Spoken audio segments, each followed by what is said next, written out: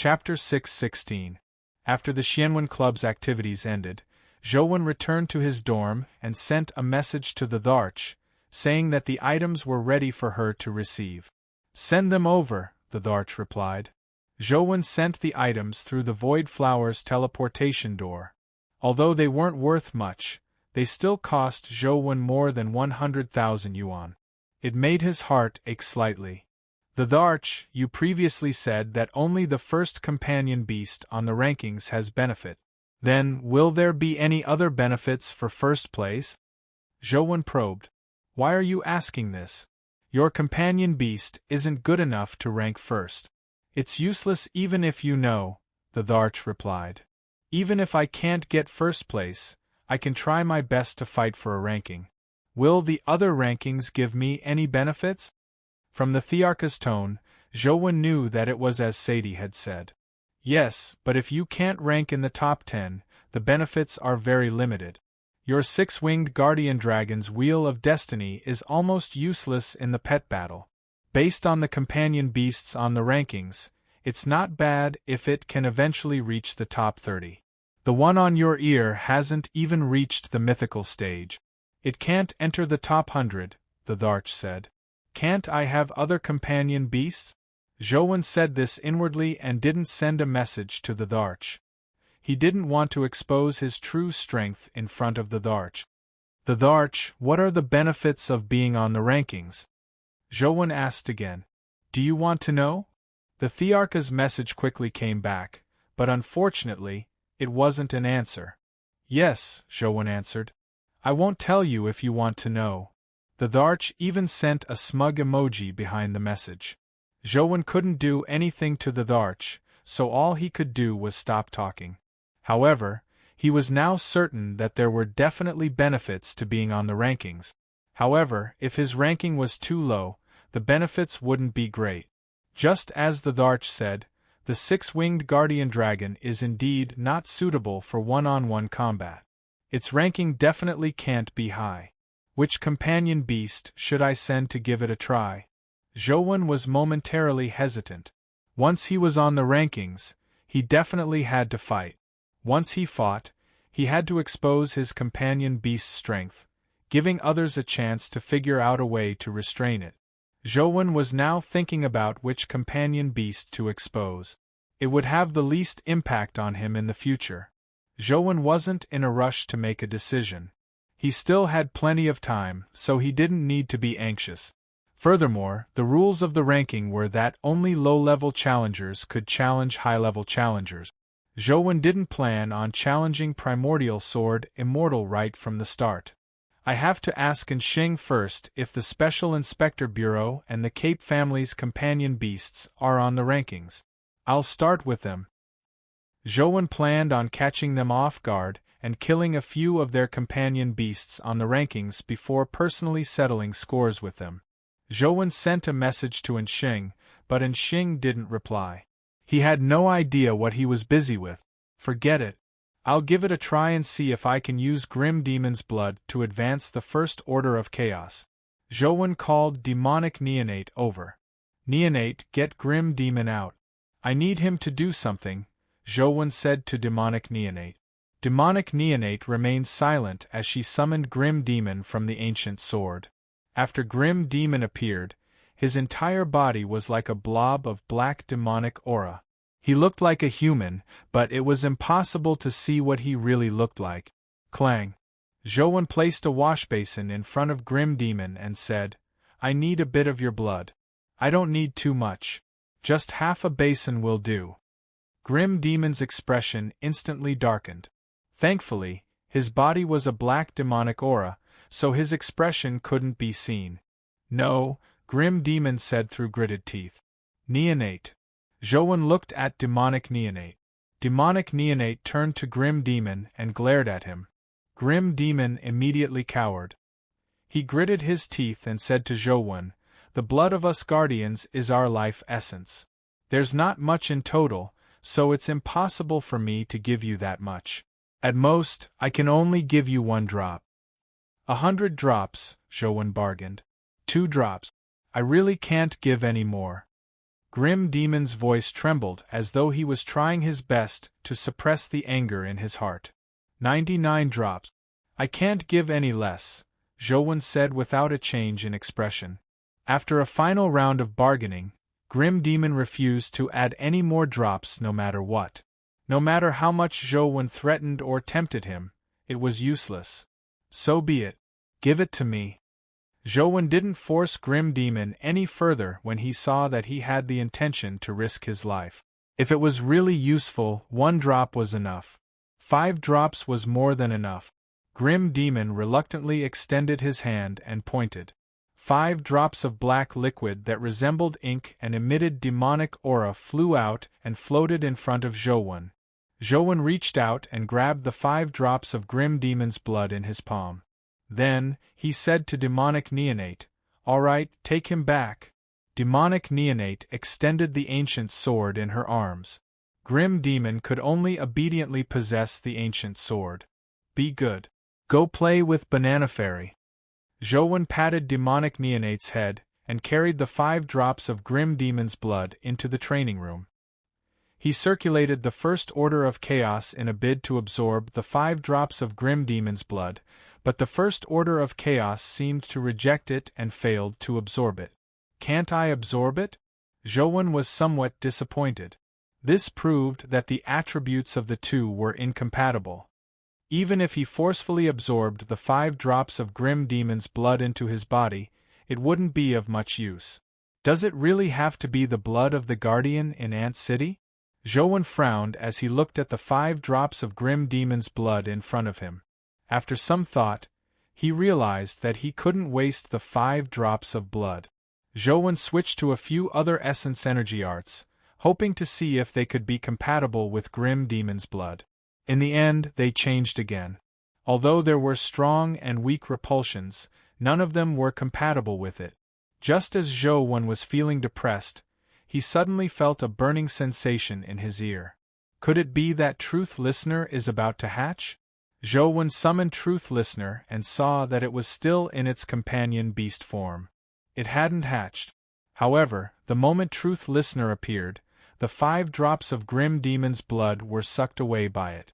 The 5 drops of blood fused into the golden crystal-like companion egg, staining the flawless golden color with 5 black impurities. Isn't Truth Listener a Buddhist divine beast? Why does it need demonic blood? Zhou was alarmed as he looked at the companion egg that had absorbed the demonic blood. After Truth Listener's companion egg absorbed the demonic blood, the black color of the demonic blood gradually spread in the companion egg. It was as though a vat of clear water had been thrown into ink. The ink gradually spread in the clear water, and soon dyed the entire companion egg black. Chapter 6:17. The companion egg that had turned black was still undergoing a strange change inside. A golden light spread out from the companion egg's center. When the black color touched the golden light, it rapidly faded. In the blink of an eye, the black color vanished completely, and the entire companion egg turned golden again. However, the golden color seemed to have a heavier feel to it. The companion egg gradually turned from transparent to gold. Crack, crack, cracks appeared on the companion egg as they rapidly spread across the golden-like companion egg. Then, they peeled off one by one. The falling fragments turned into golden sand in the air. When they landed on the ground, they transformed into black demonic aura that dissipated. A golden beast jumped out of the companion egg. It looked no different from Truth Listener from before. Its body was small, and its fur was dark gold.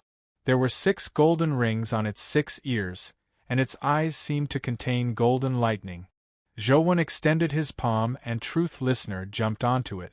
Zhou held it in front of his eyes and carefully sized it up. Apart from the 6 earrings, there was indeed no obvious difference from before. All he could do was use his phone to check its stats. Truth Listener, mythical, evolvable, life providence, omnipotent senses life soul, evil nullification wheel of destiny, nirvana of ultimate hell strength, 81 speed, 81 constitution, 81 essence energy, 81 talent skill. Truth Listener, indestructible golden body, evil warding, 9 extremes companion form, earring. Its stats were 81, making it a top-notch mythical companion beast stat. Its life providence, life soul, and essence energy skill didn't change, but it had an additional mythical wheel of destiny. From the looks of it, it sounds very powerful. I wonder what use it has? Don't tell me it's all bark and no bite? It's just a supplementary ability? Zhou put away Truth Listener and entered the game. He wanted to test what abilities Truth Listener had in-game. Looking at the time, it was almost time for Medusa to respawn. Zhou clicked open the Cursed Demon Palace dungeon and got Truth Listener to lead the way as he stormed towards the palace where Medusa was. The stone puppets were naturally no match for Truth Listener. A casual claw could pulverize them. However, what was strange was that even though it had advanced to the mythical stage, Truth Listener still didn't seem to have the ability to release its strength. It still had to make direct contact with its opponent to cause damage. However, due to Truth Listener's speed and strength, it was almost impossible to see its movements clearly. The group of stone puppets shattered and turned into rubble. They killed their way to the palace where Medusa was. After opening the palace, the beautiful girl turned into a Medusa.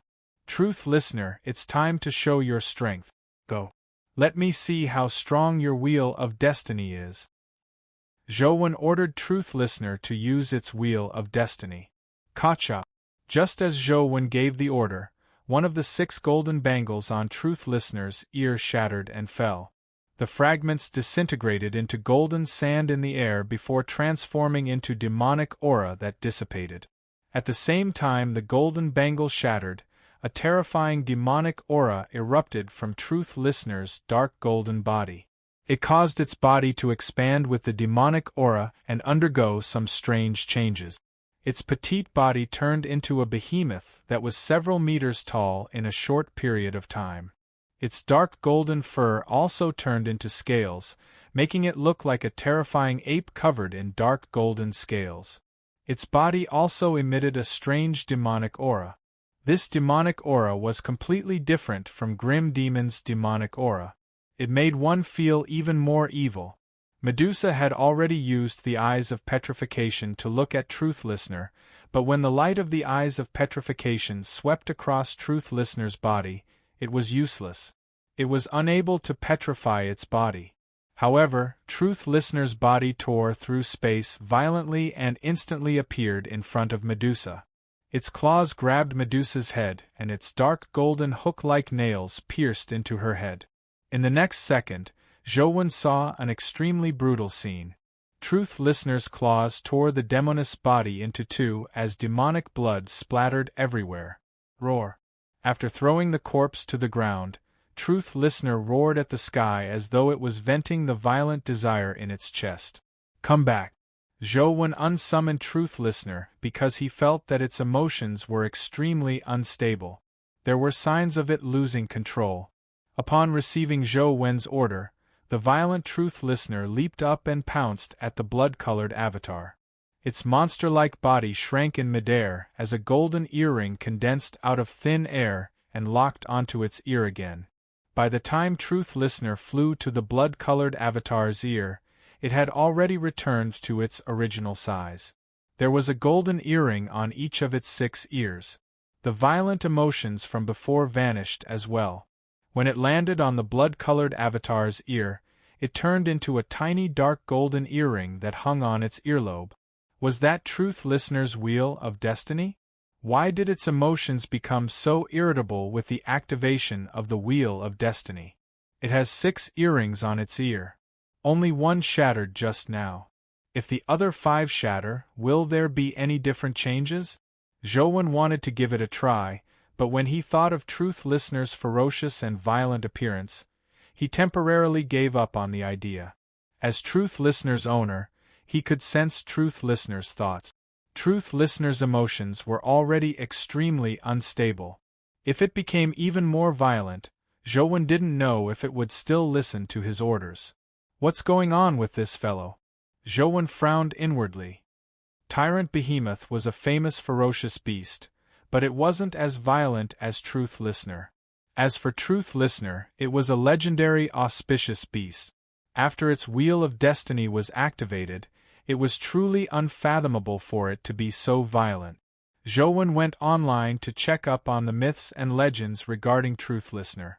Although there were many different versions, Truth Listener was a kind divine beast in so many versions. There were two more popular versions.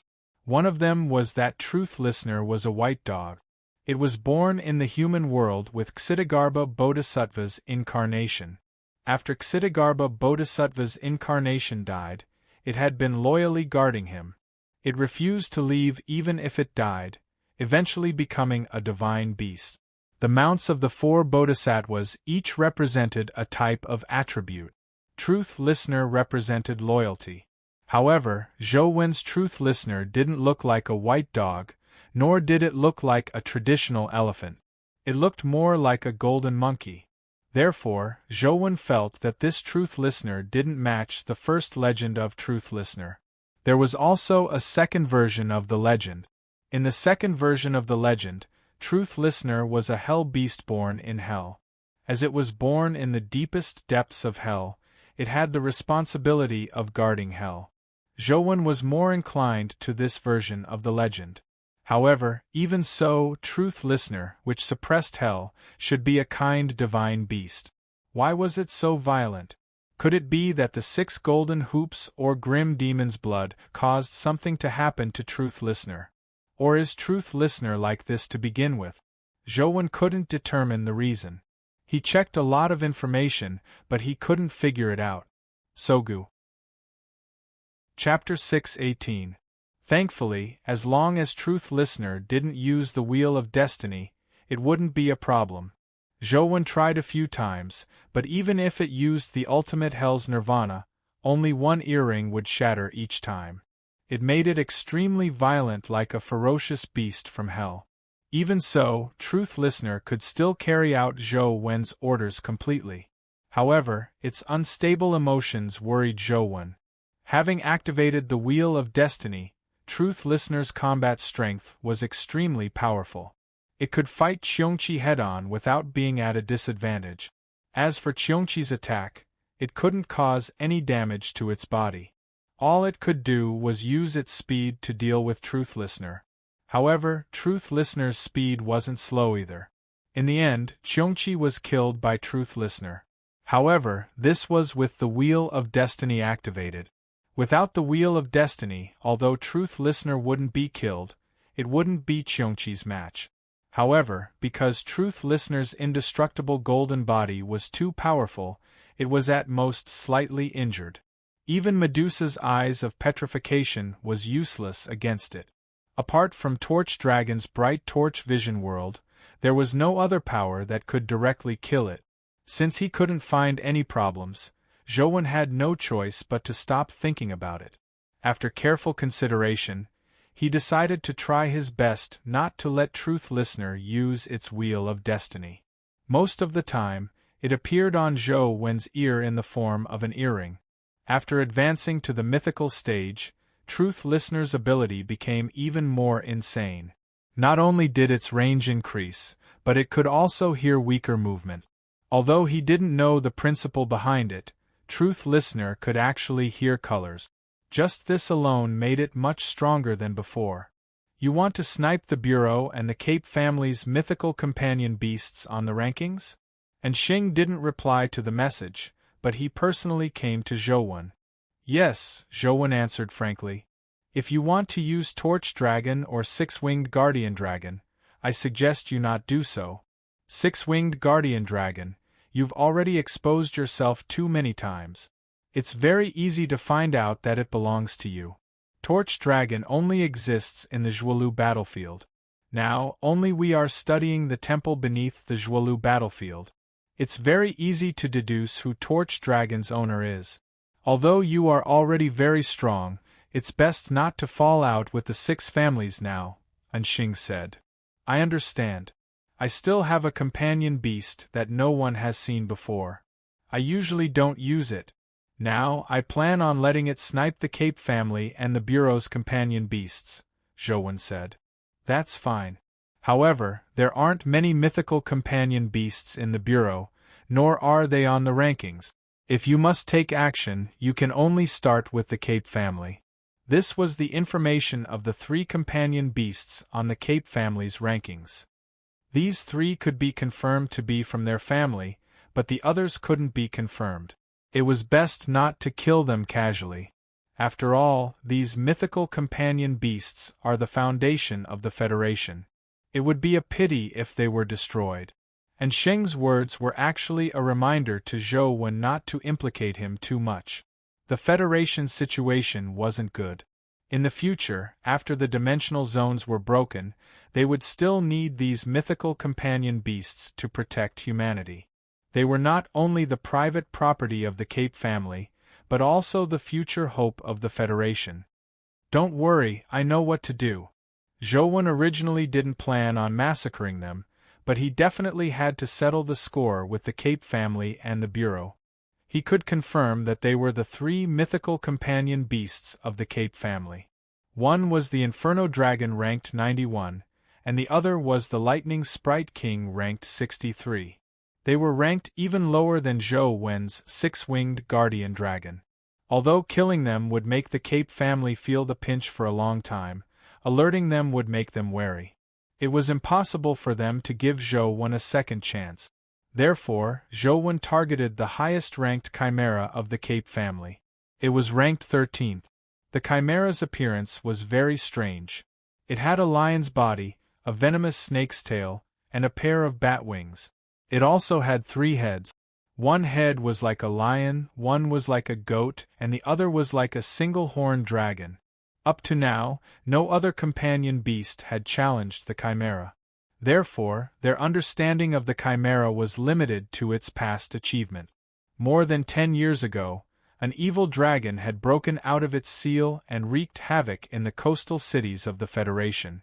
It was the territory of the Cape family, so the Cape family sent out the chimera and killed the evil dragon in that battle.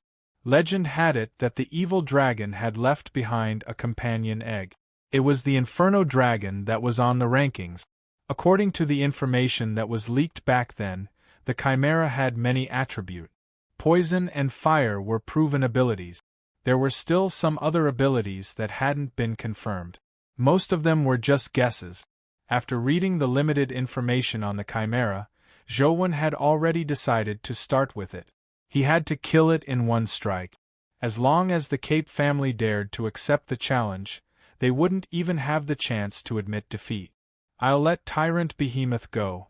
It's obvious that this fellow is a companion beast from the West District. It's very difficult to suspect me, Zhou Wen thought. Zhou Wen didn't know that although Tyrant Behemoth was a dimensional creature from the West District, the companion egg had been obtained by the Zhang family. Not many people knew about this, but the Zhang family had been searching for the Tyrant Behemoth companion egg after losing it. Ah Xing, is there any way to prevent others from seeing my companion beast enter? Zhou Wen was having a headache over this matter. This was because the various media outlets had set up fixed filming locations at the cube.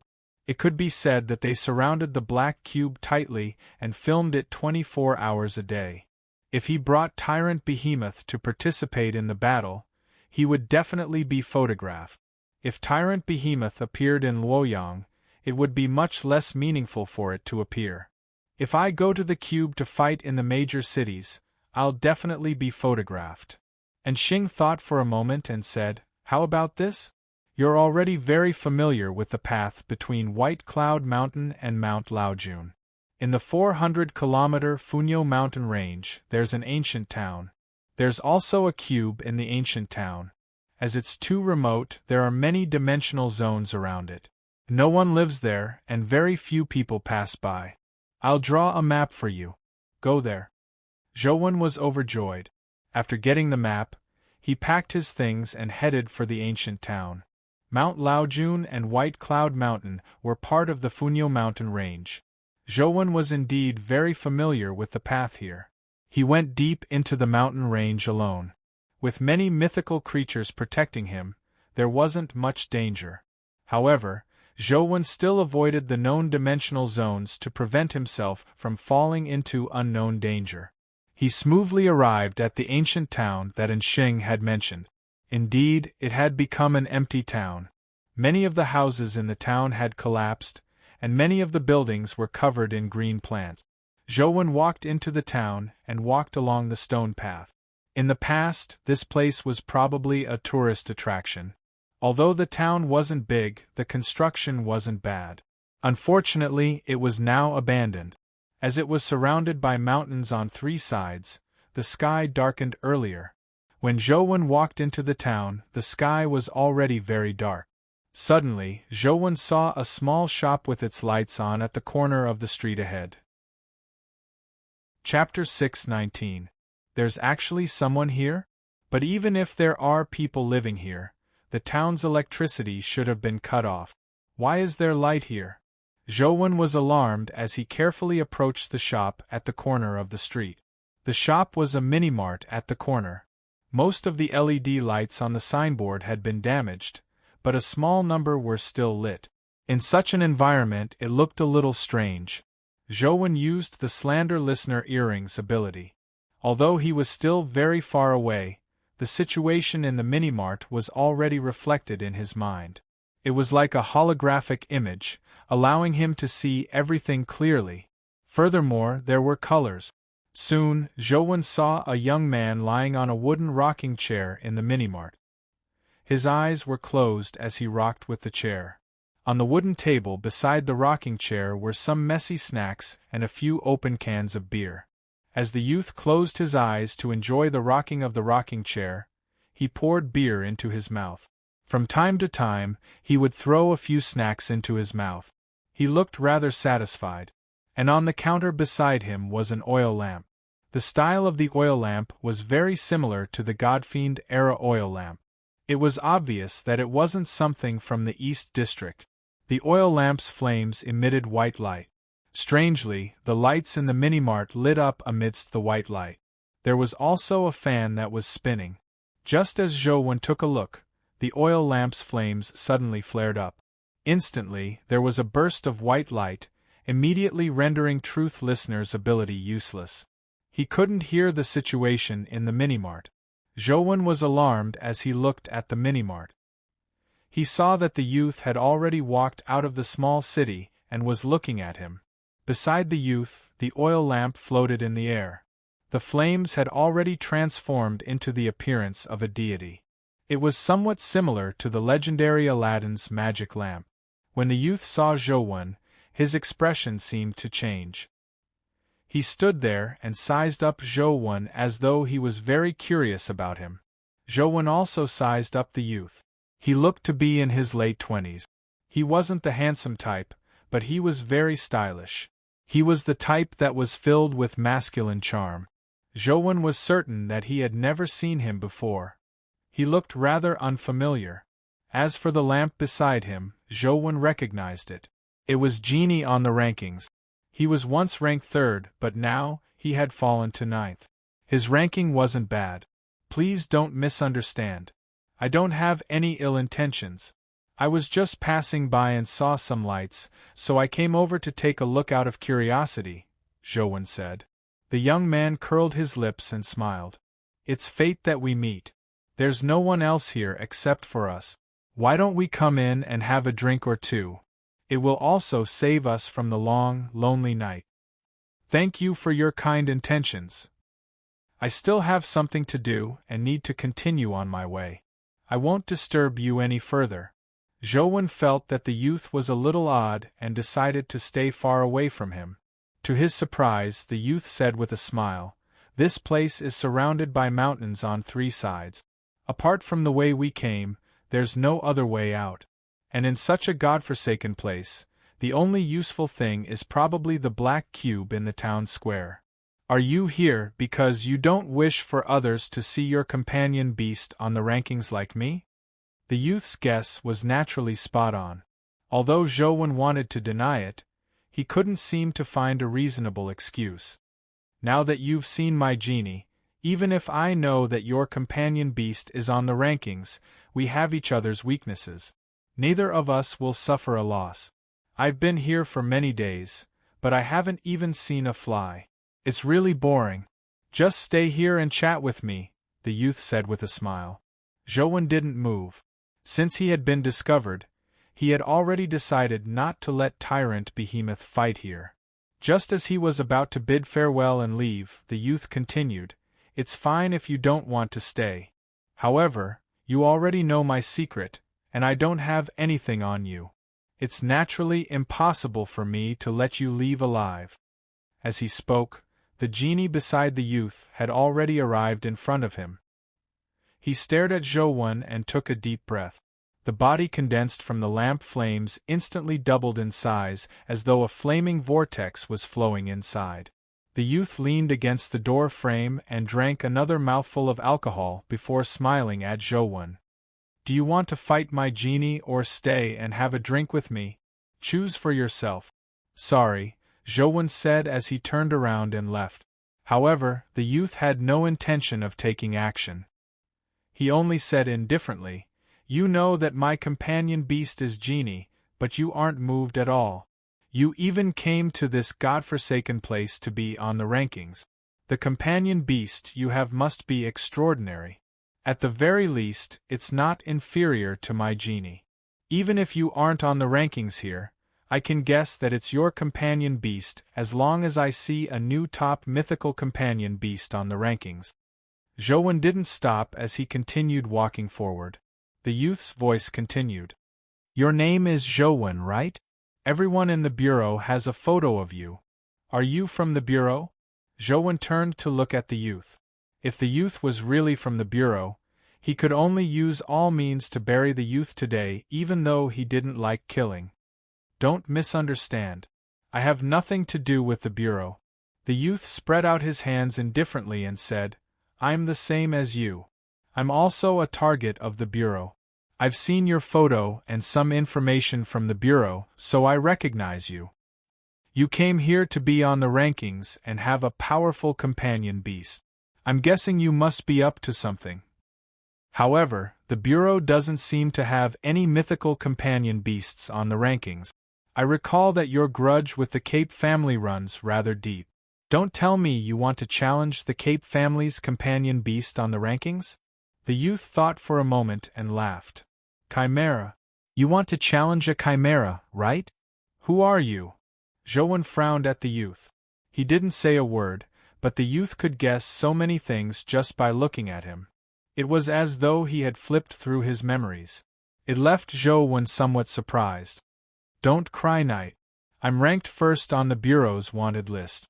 My bounty is also the highest. Have you heard of me?" The youth gulped down another mouthful of beer before continuing. Zhou had no idea who was ranked first on the bureau's wanted list, but this youth did make him somewhat afraid. "I already know your secret.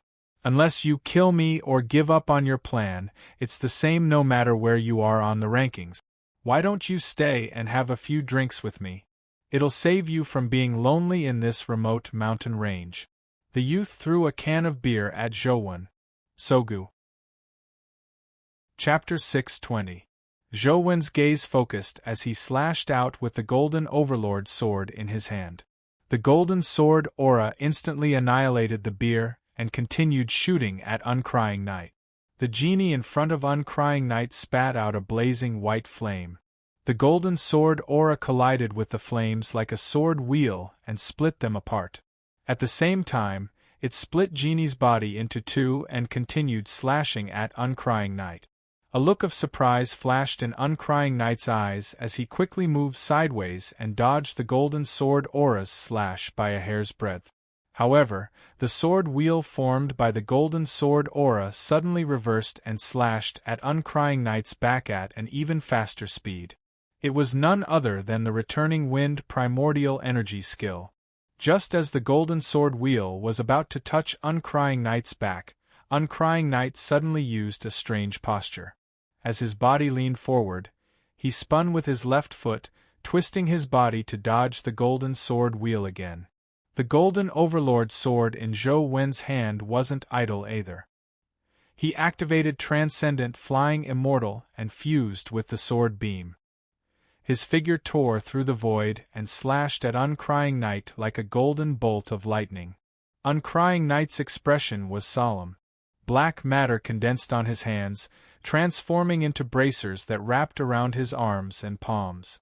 He stared intently at the Golden Overlord's sword that was approaching him at lightning speed. Clang! Uncrying Knight pressed his palms together and sandwiched the Golden Overlord's sword's blade in the middle. However, the golden sword aura on the Golden Overlord's sword was too intense. It pushed Uncrying Knight's body back, and he slammed into the building behind him, causing it to collapse. Bam! Uncrying Knight smashed through quite a few buildings before finally crashing into a stone wall. The stone wall behind him collapsed, and only then did his figure stop retreating. The Golden Overlord's sword's blade was still sandwiched tightly by his hands. The black vortex produced by his bracers constantly absorbed the golden sword aura, but it couldn't absorb all of it. The sword flashes and sparks constantly shot out. Zhou pushed the blade with all his might and slowly pressed it towards Uncrying Knight. Just as the golden sword aura was about to touch Uncrying Knight's face, Uncrying Knight pushed with both hands and dodged to the side. The Golden Overlord's sword left a deep mark on the mountain wall behind him. Zhou brandished his sword and was about to slash again when Uncrying Knight waved his hand and said, "Junior brother, I was just joking with you. Don't really risk your life." Seeing that Zhou was unmoved and that the Golden Overlord's sword in his hand slashed down again, Uncrying Knight waved his hand as he retreated. "I'm really your senior brother. My name is Lu Yun, and I'm also teacher Wang Mingyuan's student. You should have heard of my name, right? Just like you, I graduated from Guide High School. Speaking of which, we're from the same hometown." Zhou was slightly taken aback when he heard that. He did remember that Wang Mingyuan had such a student, but he had long graduated, many years before them. He and Zhong Zia had even discussed the senior brother named Lu Yun. Furthermore, Lu Yun was rather famous in Guide City. Before Zhou, he was publicly recognized as a genius in Guide City. Zhou had heard of his name back in Guide City. "Didn't you say you were called Uncrying Knight? Now you've turned into Lu Yun?" Zhou stared coldly at the youth. He didn't retract his sword's stance as it locked onto him. "Uncrying Knight is my nickname. My real name is Lu Yun," the youth said as he took out something. As the young man spoke, he took out an item. "You should recognize this item, right? I believe that other than my students, no one else should have it." Zhou saw a pendant in the youth's hand. It looked like it was carved from ivory, but it was a little green, not yellow like ivory. Zhou couldn't help but be slightly taken aback when he saw the pendant. He had one too. It was given to him by Wang Mingyuan and had once helped him survive danger. Later, he heard from Wang Mingyuan that the pendant was carved from the white dragon's tooth in Dragon's Well. However, Wang Mingyuan said that he had carved 4 and gave them to Jiang Yan, Zhong Zia, Hui Haifeng, and Zhou. He didn't mention that Lu Yun had one. There's no need to doubt it. Back then, teacher obtained the dragon tooth, because I helped him steal it from Dragon's Well. Back then, teacher carved a pendant for me and kept the rest. He said that he would give it to a disciple he liked in the future. I believe you must have one too, right? Lu Yun said. How did you know I would come here? Although Zhou already believed that he was Wang Mingyuan's student, he didn't let down his guard. Lu Yun spread out his hands and said, How would I know that you would come here? I was being pursued by the Bureau and fled here to seek refuge. I never expected to meet you. If it wasn't for the Bureau's bounty on the 4 of you, I wouldn't have known that you were teacher's student. Zhou was about to say something when he suddenly heard the sound of hurried horse hooves coming from the north of the town. It was as though a massive army was charging towards the town. Not good. I was so focused on joking with you that I forgot about this. Quickly hide. Don't reveal your whereabouts or make a sound. Otherwise there will be huge trouble. As Lu Yun spoke, he unsummoned Genie and rushed out. With a leap, he jumped into a well beside him. With a thought, Zhou jumped down with Lu Yun with the golden overlord sword in hand. Plop, plop. The two of them fell into the well one after another. Lu Yun sank his body into the water, and Zhou mimicked him. He sank into the well as well, but the golden overlord sword in his hand maintained an offensive stance to prevent Lu Yun from doing anything abnormal. The sound of horse hooves approached as Zhou used his ears to listen to the situation outside. The scene outside immediately imprinted itself in his mind, allowing him to see a strange scene. What was running outside wasn't a horse, but a creature that looked like a deer. The deer was completely white and had crystal-like antlers on its head. There were at least 100 white deer in the herd. Every one of them was abnormally majestic, and the crystal antlers on their heads were extremely exaggerated. On the back of the majestic white deer in front was a strange creature. It was dressed in white clothes, pants, and a white hat. It looked like a person, but its face was similarly white. It didn't have a mouth, nose, eyes, or eyebrows. It was like a piece of white paper. The white deer carried the white-clothed, faceless man as it ran through the street. However, it didn't leave the town. Instead, it circled the street. Clang, clang. Every time the white deer herd walked a certain distance, the white-clothed, faceless man would use a rod in his hand to strike the metal disc in his other hand. It was unknown what he was doing. The white deer herd and the white-clothed, faceless man circled the town before speeding back in the direction they had come from and left the town. Only then did Lu Yun rush out of the well and chase after the white deer herd. "What are you doing?" Zhou jumped out of the well and asked Lu Yun. "Picking flowers," Lu Yun answered before chasing in the direction where the white deer herd had disappeared. Zhou thought for a moment before chasing out of the town. The white deer and the white-clothed, faceless man were dimensional creatures, but the town wasn't a dimensional zone. It was indeed strange for them to appear here. The main reason was that Zhou was afraid that the fellow who claimed to be Lu Yun would run away. He still couldn't confirm if he was the real Lu Yun. Even if he was the real Lu Yun, Zhou couldn't let him spread the news that he had been here. Chapter 6:21. The town was surrounded by mountains on 3 sides, and the direction the white deer herd came from wasn't the exit, but the depths of the basin-like area. When Zhou caught up to Lu Yun gestured for him to keep quiet before carefully sneaking out of the town.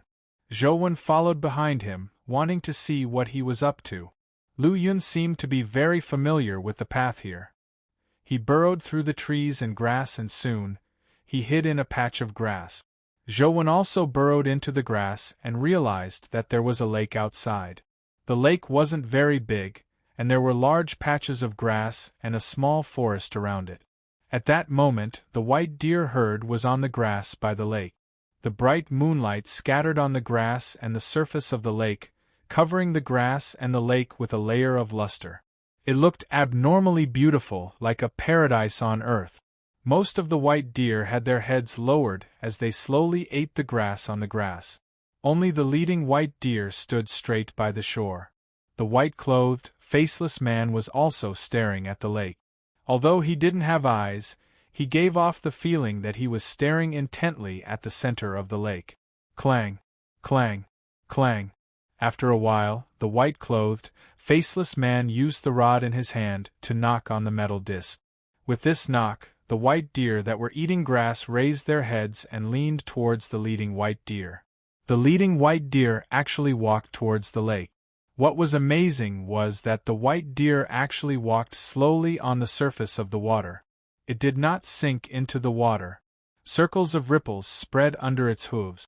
Under the illumination of the moonlight, it looked like rings of light spreading on the surface of the water. The white deer behind followed and walked on the surface of the water. Under the lead of the white deer, they arrived at the center of the lake. When the white deer stopped, the white-clothed, faceless man's rod became even more urgent. He struck the metal disc again and again, producing clanging sounds. Amidst the rapid knocking, the white deer herd became somewhat uneasy. It was unknown what kind of force was driving the white deer herd. One of the white deer suddenly raised its head, and used the antlers on its head to slam into the white deer beside it. The crystal-like forked antlers immediately tore open the belly of the white deer beside it. Blood gushed out like a fountain.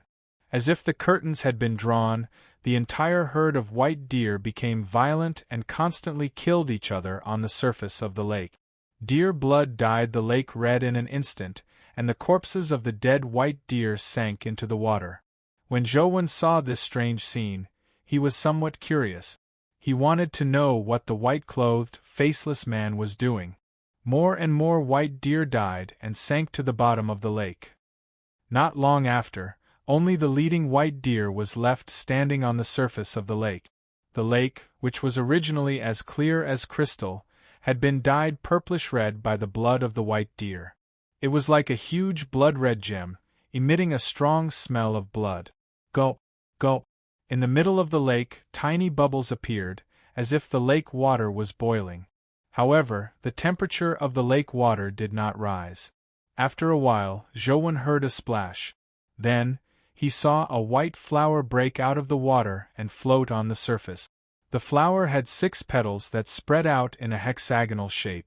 They were as white as snow. There was a ring-shaped petal in the middle, but it was bright red like blood.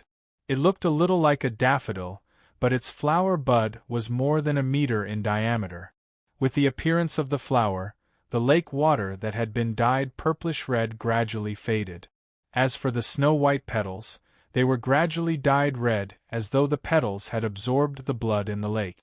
In less than 20 minutes, the lake returned to its crystal-clear state, and the huge flower had turned completely blood-red at this time, like a delicate and beautiful blood rose.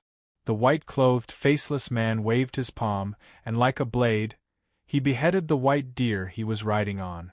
Blood spewed out from the white deer's severed neck like a fountain, splattering all over the flower, making it look even more beautiful.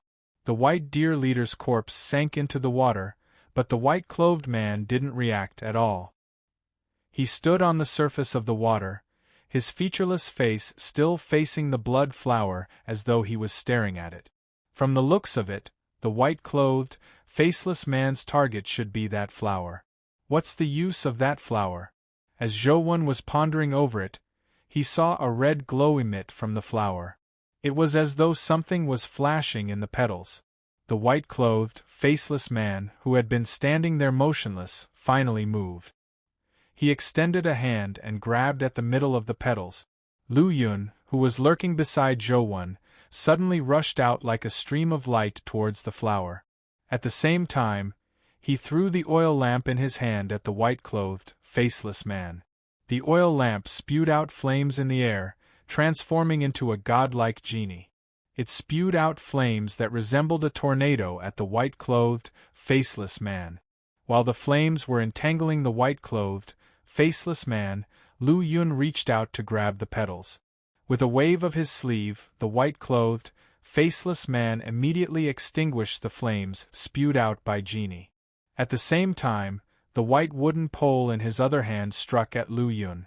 Lu Yun blocked the wooden pole with one hand and continued grabbing at the flower with the other. Unfortunately, he was blocked by a metal disc. In an instant, Lu Yun and the white-clothed, faceless man clashed several times. Lu Yun's hands were extremely fast. When he attacked, he left behind afterimages as though he had transformed into 1,000-armed guanyin. His speed wasn't inferior to Zhou Wen's transcendent flying immortal. It was no wonder he could clamp the golden overlord's sword with both hands. However, the white-clothed, faceless man was even faster. As he blocked Lu Yun, he struck the metal disc with the wooden pole in his hand again. Clang! Zhou was far away by the riverbank when he heard the sound. He immediately felt as though his brain had exploded. His soul seemed to waver as though it would fly out of his body at any moment. He couldn't help but be alarmed as he hurriedly switched to God's retreat. At the same time, he took out a substitute talisman and stuck it on his body. He summoned the 6-winged guardian dragon and appeared behind him in its 6-winged form. The Truth Listener earrings abilities were fully activated, covering the entire lake's surface. He could clearly observe any movement. Without a doubt, the white-clothed, faceless man was definitely a mythical dimensional creature. Lu Yun also fell into the lake with a loud bang. The situation didn't look good. However, when the white-clothed, faceless man looked at the flower, he was enraged. He struck the metal disc again, causing the surrounding lake water to splatter and rise more than 10 meters into the air. Zhou also realized a problem. The thing that was flashing in the middle of the flower had vanished. Clearly, it had been taken away by Lu Yun, but he didn't see when Lu Yun had taken it away. What a fast hand! Just as Zhou was alarmed, he saw Lu Yun rush out of the lake and climb ashore. He wanted to escape in the direction of the town. However, the white-clothed, faceless man's figure flashed. When he appeared again, he was already in front of Lu Yun, blocking his path. Sogu. Chapter 622. The white-clothed, faceless man was like a ghost as he floated over and left. His figure appeared and disappeared from time to time. Lu Yun found it rather difficult to deal with him. He wanted to escape, but he couldn't, nor could he defeat him. He relied on his pair of black gloves and genie's cover to barely withstand the white-clothed, faceless man's attacks. "Junior brother, quickly come and help," Lu Yun shouted as he fought. Zhou hid in the distance motionlessly. He wasn't familiar with Lu Yun, so he naturally couldn't risk his life. He could observe what abilities the white-clothed, faceless man had and reap the benefit. The white-clothed, faceless man didn't seem to have any terrifying skills, but Zhou had a nagging feeling that he was somewhat odd. The knock from before could actually shake one's soul. Even truth listeners' evil nullification was useless. It was obvious how terrifying he was. Although he didn't hit the metal plate again, he still had to be on guard. Seeing Zhou hiding in the distance without a sound, Lu Yun used genie to circle around the white-clothed, faceless man, but it didn't have much of an effect. Although genie wasn't afraid of all kinds of destructive force, it couldn't do anything to the white-clothed, faceless man. Its flames could be extinguished by the white-clothed, faceless man with a wave of his sleeve. It was of little use. "Junior brother, help me. I'll give you a share," shouted Lu Yun. "What benefits? What's inside the flower?" Zhou asked. "I can't explain it in a short time. Let's join forces to deal with this monster first," shouted Lu Yun. Zhou didn't say a word as he continued hiding in the shadows. "Half. I'll give you half of the benefits," Lu Yun shouted again. Zhou remained unmoved. He kept observing the white-clothed, faceless man. The wooden rod in his hand didn't look special, but Lu Yun didn't dare let the wooden rod hit his body. All he dared to do was use his bracer to block. His pair of bracers were definitely formed from mythical companion beasts. Otherwise, it would be impossible for him to fight the Golden Overlord's sword or block the white-clothed, faceless man's attack. Genie and the mythical bracer could barely withstand the white-clothed, faceless man's attack. It could be seen that although the white-clothed, faceless man looked ordinary, he was actually rather terrifying. Genie's current ranking was also rather high. He didn't have any special performance when fighting the white-clothed, faceless man. It was obvious that he had been restrained. "Junior brother, in any case, we're from the same sect. You can't just watch him die." Seeing that Zhou ignored him, Lu Yun sighed and said, "Fellow disciples should share blessings and difficulties together. Don't blame me for being heartless. Be careful of the rod in his hand. Don't let it hit your body. Otherwise, your soul will immediately dissipate. It's useless no matter how strong your body is." As Lu Yun spoke, he retreated as he fought. He ran towards Zhou, clearly hoping to drag him down with him. How could Zhou let him have his way? Although he had many mythical companion beasts and wasn't necessarily afraid of the white-robed, faceless man, there was no need for him to be Lu Yun's shield. Zhou gradually retreated. Lu Yun retreated as he fought, so he naturally couldn't keep up with him. "Junior brother, I'm sorry. When we meet again, I'll make it up to you." As Lu Yun spoke, he summoned an orange cat. The orange cat was like a ball, but after it came out, it was extremely agile as it pounced at Zhou at lightning speed. Speaking of which, it was strange. The white-robed, faceless man had been chasing after Lu Yun relentlessly, determined to snatch back the item in the flower. However, the moment the orange cat appeared, the white-robed, faceless man seemed to be attracted by a magnet. He gave up attacking Lu Yun and chased after the orange cat. Zhou immediately saw the problem. The orange cat emitted a mysterious ripple as though it was a taunting skill. It attracted the white-robed, faceless man to chase after it. The orange cat was extremely fast as it led the white-robed, faceless man towards Zhou. Its body looked as fat as a ball, but its movements were extremely coquettish as it dodged the white-robed, faceless man's pursuit time and time again. Zhou drew the golden overlord's sword and slashed out a few sword beams at the orange cat, but it dodged them all. It seemed to know teleportation skills as it got closer and closer to Zhou. This place was surrounded by mountains on 3 sides, so there was only one way out. It was useless for Zhou to retreat. All he could do was fly into the sky in a bid to escape. However, just as he rushed into the air, the orange cat burrowed into the grass. The mysterious ripples on its body vanished, and the white-robed, faceless man regained his senses. He happened to see Zhou tear through the air like a ghost and instantly catch up to him. "Junior brother Zhou, I'll thank you in advance. If fate allows it, I'll treat you to a drink the next time we meet." Lu Yun waved at Zhou from afar. At some point in time, the orange cat had returned to his embrace. "Junior brother, you have to be careful. That fellow is the legendary mountain god. The wooden rod in his hand can directly attack the soul. In modern terms, it can attack the mind. Once you're hit, you'll become an idiot.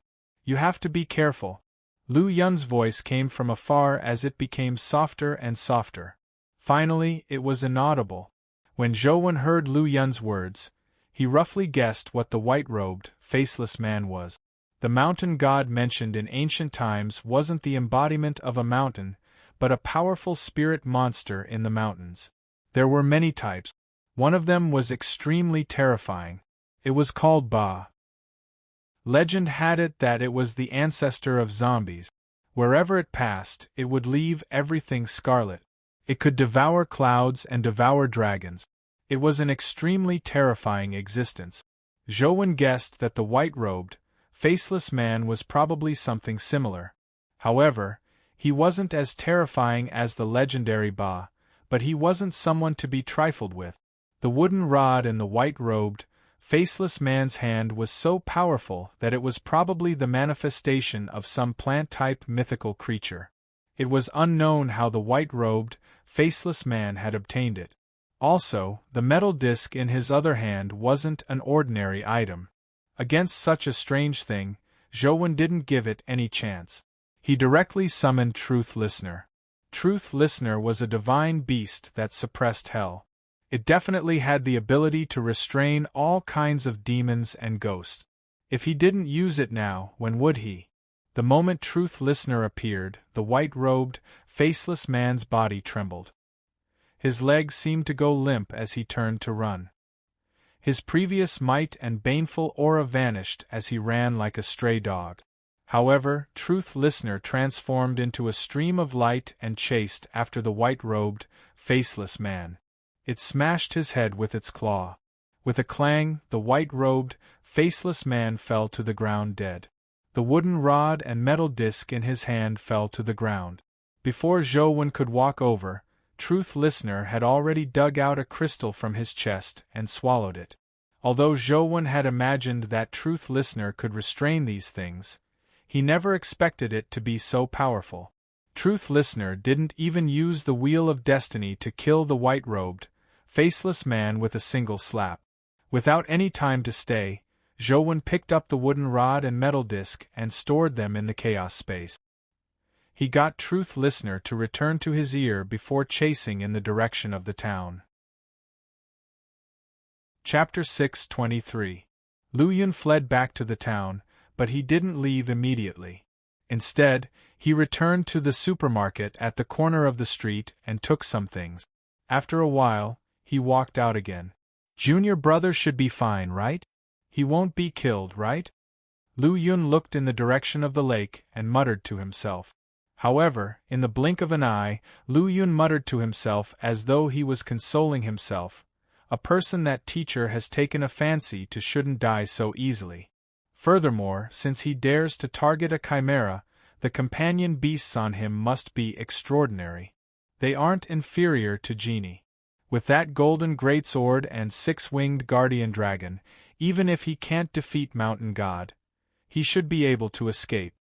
After some thought, Lu Yun took out a bottle of wine from his bag and placed it on the table by the door. He used his finger as a sword and wrote a line of words on the wall beside him. Junior brother, thank you for your help. It wasn't easy for me to steal this bottle of old wine from the family clan of gods. It's aged for more than 100 years. Take it as my thanks. Don't miss me. What a pity. I wonder if my junior brother knows anything about wine. If he doesn't, wouldn't it be a waste? Lu Yun glanced at the bottle of wine and muttered to himself reluctantly. With that said, Lu Yun prepared to leave. Keep the wine for yourself. Leave the thing you took from the flower behind to atone for your sins.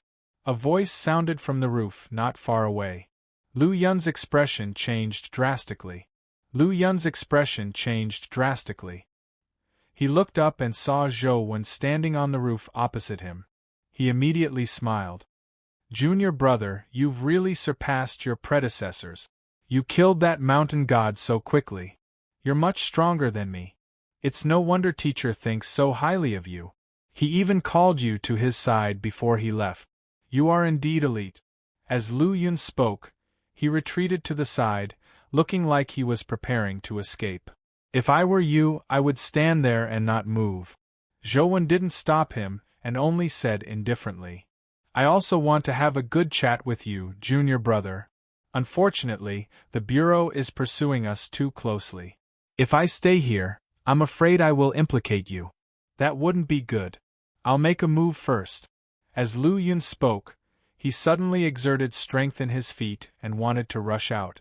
However, just as he exerted force with his foot, the ground beneath his feet exploded as though he had stepped on a landmine. Lu Yun reacted quickly and rolled away, dissipating most of the explosive force. However, wherever his body rolled to the ground would explode. Tragic cries and explosions sounded. By the time Lu Yun stopped, his body was charred black. His hair was standing on end and he was still smoking. Little junior brother, I never expected you to be proficient in Life Blast. That's not right. You didn't blast a living body. It shouldn't be Life Blast. What skill is this? Lu Yun stood rooted to the ground, not daring to move again. He forced a smile and asked Zhou Wen. I don't know what skill it is either. If you are interested, why don't you take another look? Zhou Wen said indifferently. While Lu Yun was packing his things, he had already controlled Explosive Fiend Man to set up many time blasts nearby to prevent Lu Yun from escaping. Little junior brother, we are from the same sect. Why do you have to do this? How about this? Let's split this treasure between us. Lu Yun took out something from his pocket. Zhou Wen carefully sized it up and saw that the thing in Lu Yun's hand was a blood-colored bead. It was the size of a billiard ball, and it was completely blood-red and crystalline. It was like an alluring red pearl that was flashing with red light. There seemed to be something flowing inside. Leave your life or leave that bead behind. You can choose one of the two, Zhou Wen said. There's no need to be so ruthless, right? Lu Yun said with a bitter smile. If it wasn't for teacher, you would have died for luring Mountain God to me, Zhou Wen said. In fact, it wasn't entirely because of this that Zhou Wen didn't kill Lu Yun. Firstly, it was because Lu Yun's abilities and companion beasts were rather odd. He didn't know what other means he had. Zhou Wen wasn't completely confident that he could kill him without destroying the red bead. Zhou Wen's interest in treasures was far greater than killing. Secondly, Lu Yun had told him about Mountain God before he left. Furthermore, There was a high chance that he was Wang Mingyuan's student. There was no need to risk his life against him. Forget it. Who asked you to be my junior brother? I'll give this treasure to you. As Lu Yun spoke, he threw the red bead in his hand at Zhou.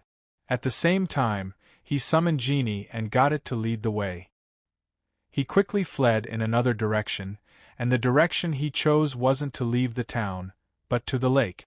Lu Yun believed that Zhou had set up a trap to prevent him from escaping. He would likely set up a trap in the direction of leaving the town. He would first escape into the forest and then cross the mountain. He would naturally be able to escape. After all, there wasn't enough time. Zhou probably didn't have the time to set up traps everywhere. Zhou reached out to grab the red bead, but he realized that it was only a bubble.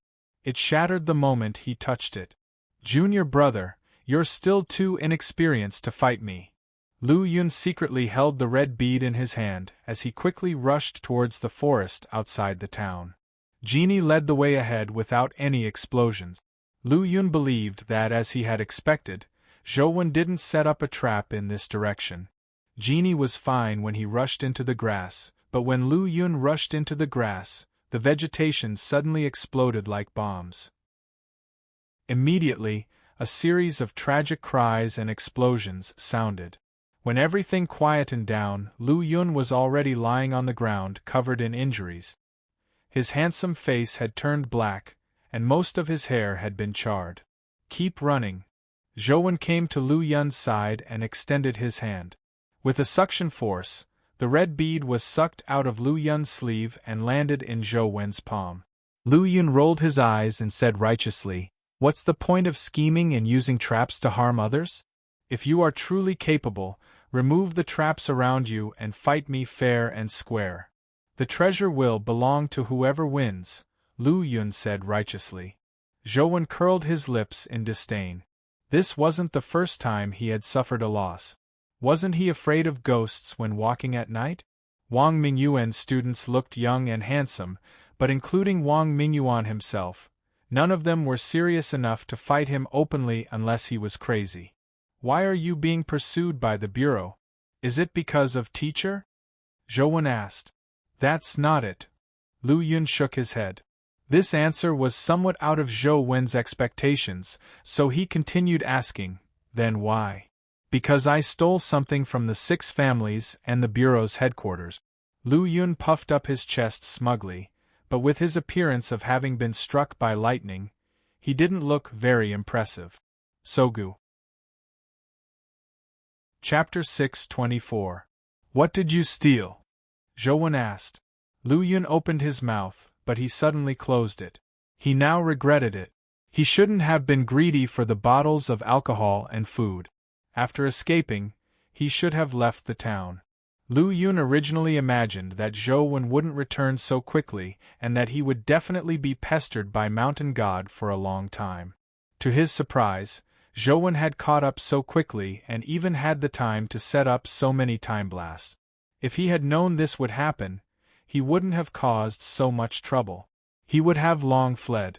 I didn't steal anything valuable. It's just some trinkets.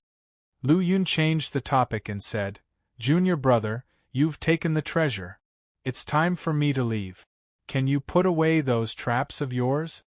Lu Yun had mainly never seen an essence energy skill like Time Blast. He had seen Life Blast in the past and could see the traces of Life Blast, but it wasn't easy to see any flaws in Explosive Fiend Man's Time Blast.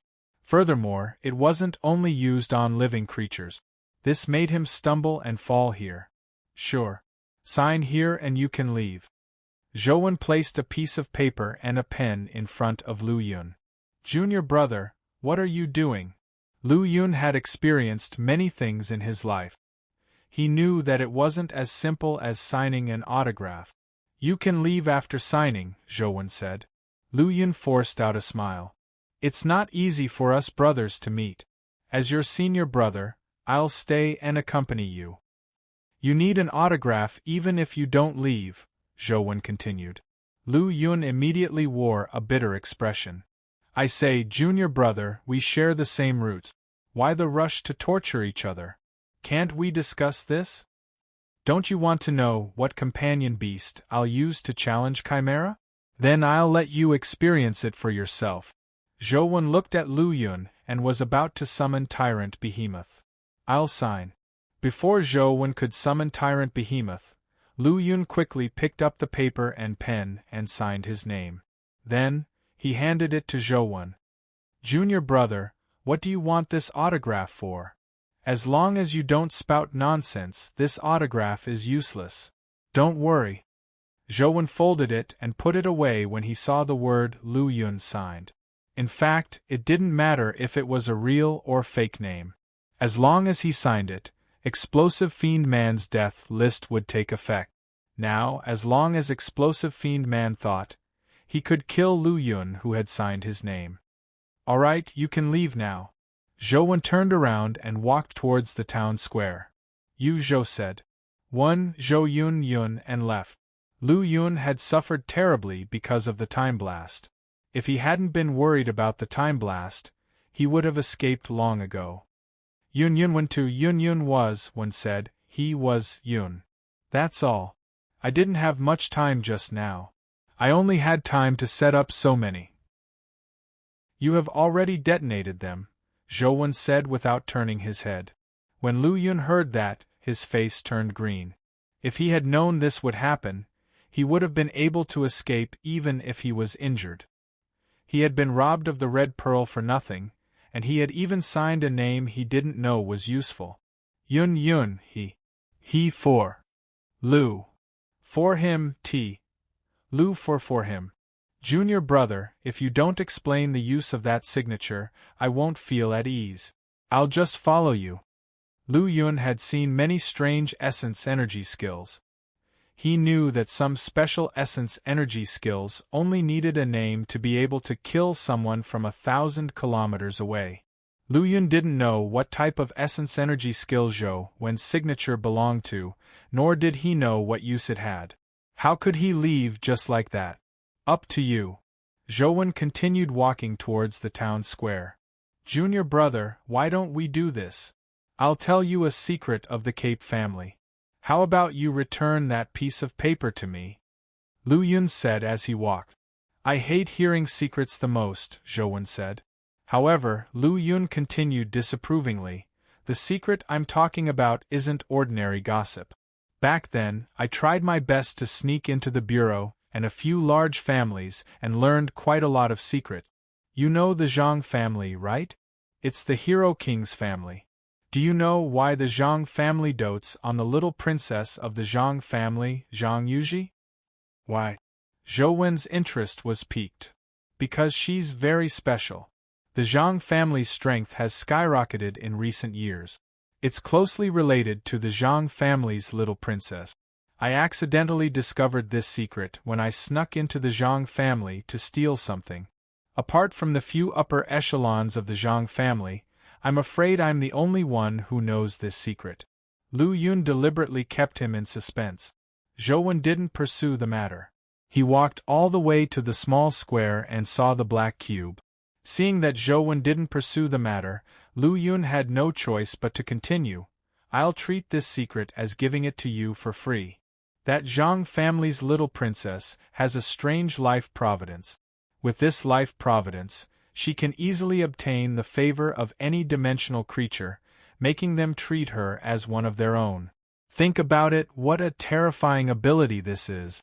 With Zhang Yuji, the Zhang family can easily grasp the habits and abilities of those mythical creatures. Then, it will be much easier to kill those mythical creatures. Such a person will be doted on like a princess in any family. No one will let anything happen to her. Zhang Yuji really has such a life providence? Zhou Wen asked in surprise. Don't doubt me. I heard it with my own ears. It's definitely not fake, Lu Yun swore. In fact, Zhou Wen had long believed it. This was because he had once seen Zhang Yuji block the enraged six-winged guardian dragon with her weak body. The six-winged guardian dragon actually didn't injure her. Back then, he felt that there was definitely something odd about Zhang Yuji, but he didn't think too deeply into it. Now that he thought about it, Zhang Yuji did indeed have such an ability or even stronger. However, Zhou Wen felt that there was still something wrong with Zhang Yuji's life providence. Back when the six-winged guardian dragon was killed, Zhang Yuji's grief was definitely not an act. With this in mind, Zhou Wen's heart suddenly stirred. Could Zhang Yuji's life providence be two-way? If she can make dimensional creatures treat her as a friend or family, then she might have the same feelings. That might make more sense. Zhou Wen thought for a moment and felt that it was best if his guess didn't come true. Otherwise, Zhang Yuji would be too pitiful. If his guess was true, Zhang Yuji had already treated those dimensional creatures as family and friends, and her family wanted to use her to kill those dimensional creatures. This was a form of tragedy in itself. As he pondered, Zhou Wen walked to the black cube and summoned Tyrant Behemoth. Chapter 625. Boom! Tyrant Behemoth's body, which looked like it was made of black gold, landed on the ground, causing the surrounding ground to tremble. Could this be a behemoth? Lu Yun was experienced and knowledgeable. He had once traveled the world, so he quickly guessed Behemoth's identity. He was even more alarmed. Behemoth was a dimensional creature of the West District. Furthermore, it had a very high status in the West District's mythology. Many people in the West District guessed that behemoths existed, but no one had seen them. Lu Yun never expected to see a behemoth companion beast with Zhou Wen. Although he didn't know if it was a purebred behemoth, it definitely had a behemoth bloodline. Zhou Wen didn't say a word as he controlled Behemoth to board the black cube. Then, he walked to the middle and injected essence energy into the circle. The black cube immediately lit up. On the 4 cube screens, the top 100 companion beasts appeared. Zhou Wen found Chimera, which was ranked 13th. He waved his essence energy and struck its name. Like a touch screen, Chimera's name lit up on the cube's screen. Then, a 72-hour countdown appeared behind the name.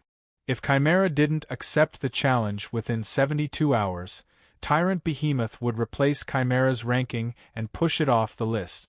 Tyrant Behemoth was brought into the dimensional arena by a beam of light from the cube. Tyrant Behemoth's image appeared on the cubes all over the world, as well as Chimera's shining name and countdown. It's really Behemoth? When Lu Yun saw the name displayed on the cube, he knew that his previous guess was correct. Tyrant Behemoth's appearance immediately attracted the attention of the media around the world, especially the media in the West District. They were extremely enthusiastic about Behemoth's appearance and were guessing who Tyrant Behemoth belonged to. The ones with the most guesses were naturally the family clan of gods or one of the Cape family. However, the members of the Cape family were alarmed. It was one thing for Behemoth to appear, but it actually challenged their Cape family's companion beast. This made them suspect if the family clan of gods, which was also in the West District, was secretly up to no good. However, they didn't have any evidence. The Chimera owner didn't immediately accept the challenge. The Cape family used various channels and means to investigate if Tyrant Behemoth was the work of the family clan of gods or if someone else in the West District was secretly their enemy. Another family that paid attention to Tyrant Behemoth was the Zhang family. Others didn't know Tyrant Behemoth's origins, but the Zhang family knew very well that Tyrant Behemoth's companion egg originally belonged to their Zhang family. However, due to an internal traitor, Tyrant Behemoth's companion egg was lost. It's finally appeared. The Behemoth companion egg that our Zhang family lost. Zhang Xiao stared at Tyrant Behemoth in the projection with a gloomy expression. The Zhang family had many brothers and geniuses. There weren't enough mythical companion eggs to distribute. If the Behemoth companion egg wasn't lost, Zhang Xiao had a high chance of becoming its owner. Therefore, Zhang Xiao paid special attention to this matter. Zhang Chuanxiu patted Zhang Xiao on the shoulder and said, "Don't force it. There will be stronger mythical companion beasts waiting for you in the future. I just want to know who stole Behemoth's companion egg. They have to pay the price for taking something from our Zhang family," Zhang Xiao said. According to our previous investigations, there's a high chance that it was done overseas. When I return, I'll accompany you out to sea, Zhang Chuanxiu said. Zhang Xiao shook his head slightly. Brother Qiu, let me handle this matter myself. How are your preparations going? Dugugu and Xiao Luchuan are on the way. I hope there will be an outcome. If the cocoon really has a guardian like the six-winged seraphim, then we have a new path to continue down, Zhang Chuanxiu said. Is this path really the right one? Zhang Xiao questioned. Who knows? Even if it's the wrong path, we have to walk it to know, Zhang Chuanxiu said indifferently. Zhouwen waited for a while, but he didn't see Chimera accept the challenge. All he could do was take out a tent and other things and set it up beside him. Then, he entered the tent and lay down to game, waiting for Chimera to accept the challenge. With a time limit of 72 hours, who knew when the Cape family would accept the challenge? Zhouwen estimated that they wouldn't accept the challenge quickly, but they wouldn't give up either. The Cape family definitely wanted to know what kind of strength Tyrant Behemoth had. Was it as terrifying as the legend said? Just from its size, Tyrant Behemoth was only a few meters tall. It didn't look like a monster that could devour 1,000 mountains daily. They would definitely be suspicious. In fact, Tyrant Behemoth couldn't devour 1,000 mountains daily, but eating a smaller mountain shouldn't be a problem. Its size could change freely. This was the most confusing part. Even if it was just a test, the Cape family wouldn't let Chimera surrender without a fight. However, they would definitely be very careful and not give Zhouwen too many chances. Therefore, Zhouwen had to kill them in one strike so that they wouldn't even have the chance to admit defeat. As Zhouwen expected, after more than 20 hours, Chimera finally accepted the challenge and appeared in the cube's arena. The media immediately perked up and began to broadcast the battle live. Behemoth and Chimera were terrifying existences in legends, but from a mythical point of view, Chimera was definitely not as strong as Behemoth. However, Tyrant Behemoth was only a few meters tall. Although it looked very strong, it didn't seem to have an advantage when compared to the 10-meter-tall Chimera. After Chimera appeared, it immediately ran quickly. However, it didn't charge at Tyrant Behemoth. Instead, it quickly circled around the arena. When it circled behind Tyrant Behemoth, it suddenly leaped up and spread its wings. At the same time, its three heads roared in unison, condensing three different powers. It was as though three light spheres were constantly growing in their mouth. After the red, yellow, and azure lights reached their limits, they fused together like a volcanic eruption, transforming into a terrifying white energy beam that struck Tyrant Behemoth in the arena. That terrifying power seemed like it was going to blast through the entire fighting ring. The people from the Cape family are really careful. They actually used the Chimera's Wheel of Destiny and Gene Disintegration Ray the moment they arrived. They want to immediately give up and admit defeat if their attack fails, right? Zhang Chuanxiu said with a smile. It's Behemoth after all. It's only right for them to be careful, Zhang Xiao said. In Luoyang's and family, and Tianzhua was also watching this scene. Although Chimera isn't the strongest mythical pet, its gene disintegration ray is indeed a very domineering power of the Wheel of Destiny. If Tyrant Behemoth underestimates its enemy, I'm afraid it will suffer greatly, and Tianzhua said. Young Master Wen shouldn't be someone who underestimates his enemy, and Xing said with a smile. You know that Tyrant Behemoth is definitely his? When did you become so careless? And Tianzhua snorted coldly. Yes, Overseer. You're right, and Xing said, but his eyes were glued to the projection. Chapter 6:26. Everyone watched as the terrifying beam of light descended from the sky as though it was a divine punishment that could destroy the world. Their gazes were focused on the ebony figure under the divine punishment. Under such a terrifying beam of light, the rather majestic body appeared tiny and thin, as though it would be drowned in the terrifying stream of light at any moment. However, from beginning to end, Tyrant Behemoth's body didn't move. It didn't look up at the beam of light or chimera in the sky. It was as though its reaction was too slow and it didn't discover the terrifying beam of light that descended from the sky. Boom! The beam of light struck Tyrant Behemoth's body as the stream of light constantly struck the arena.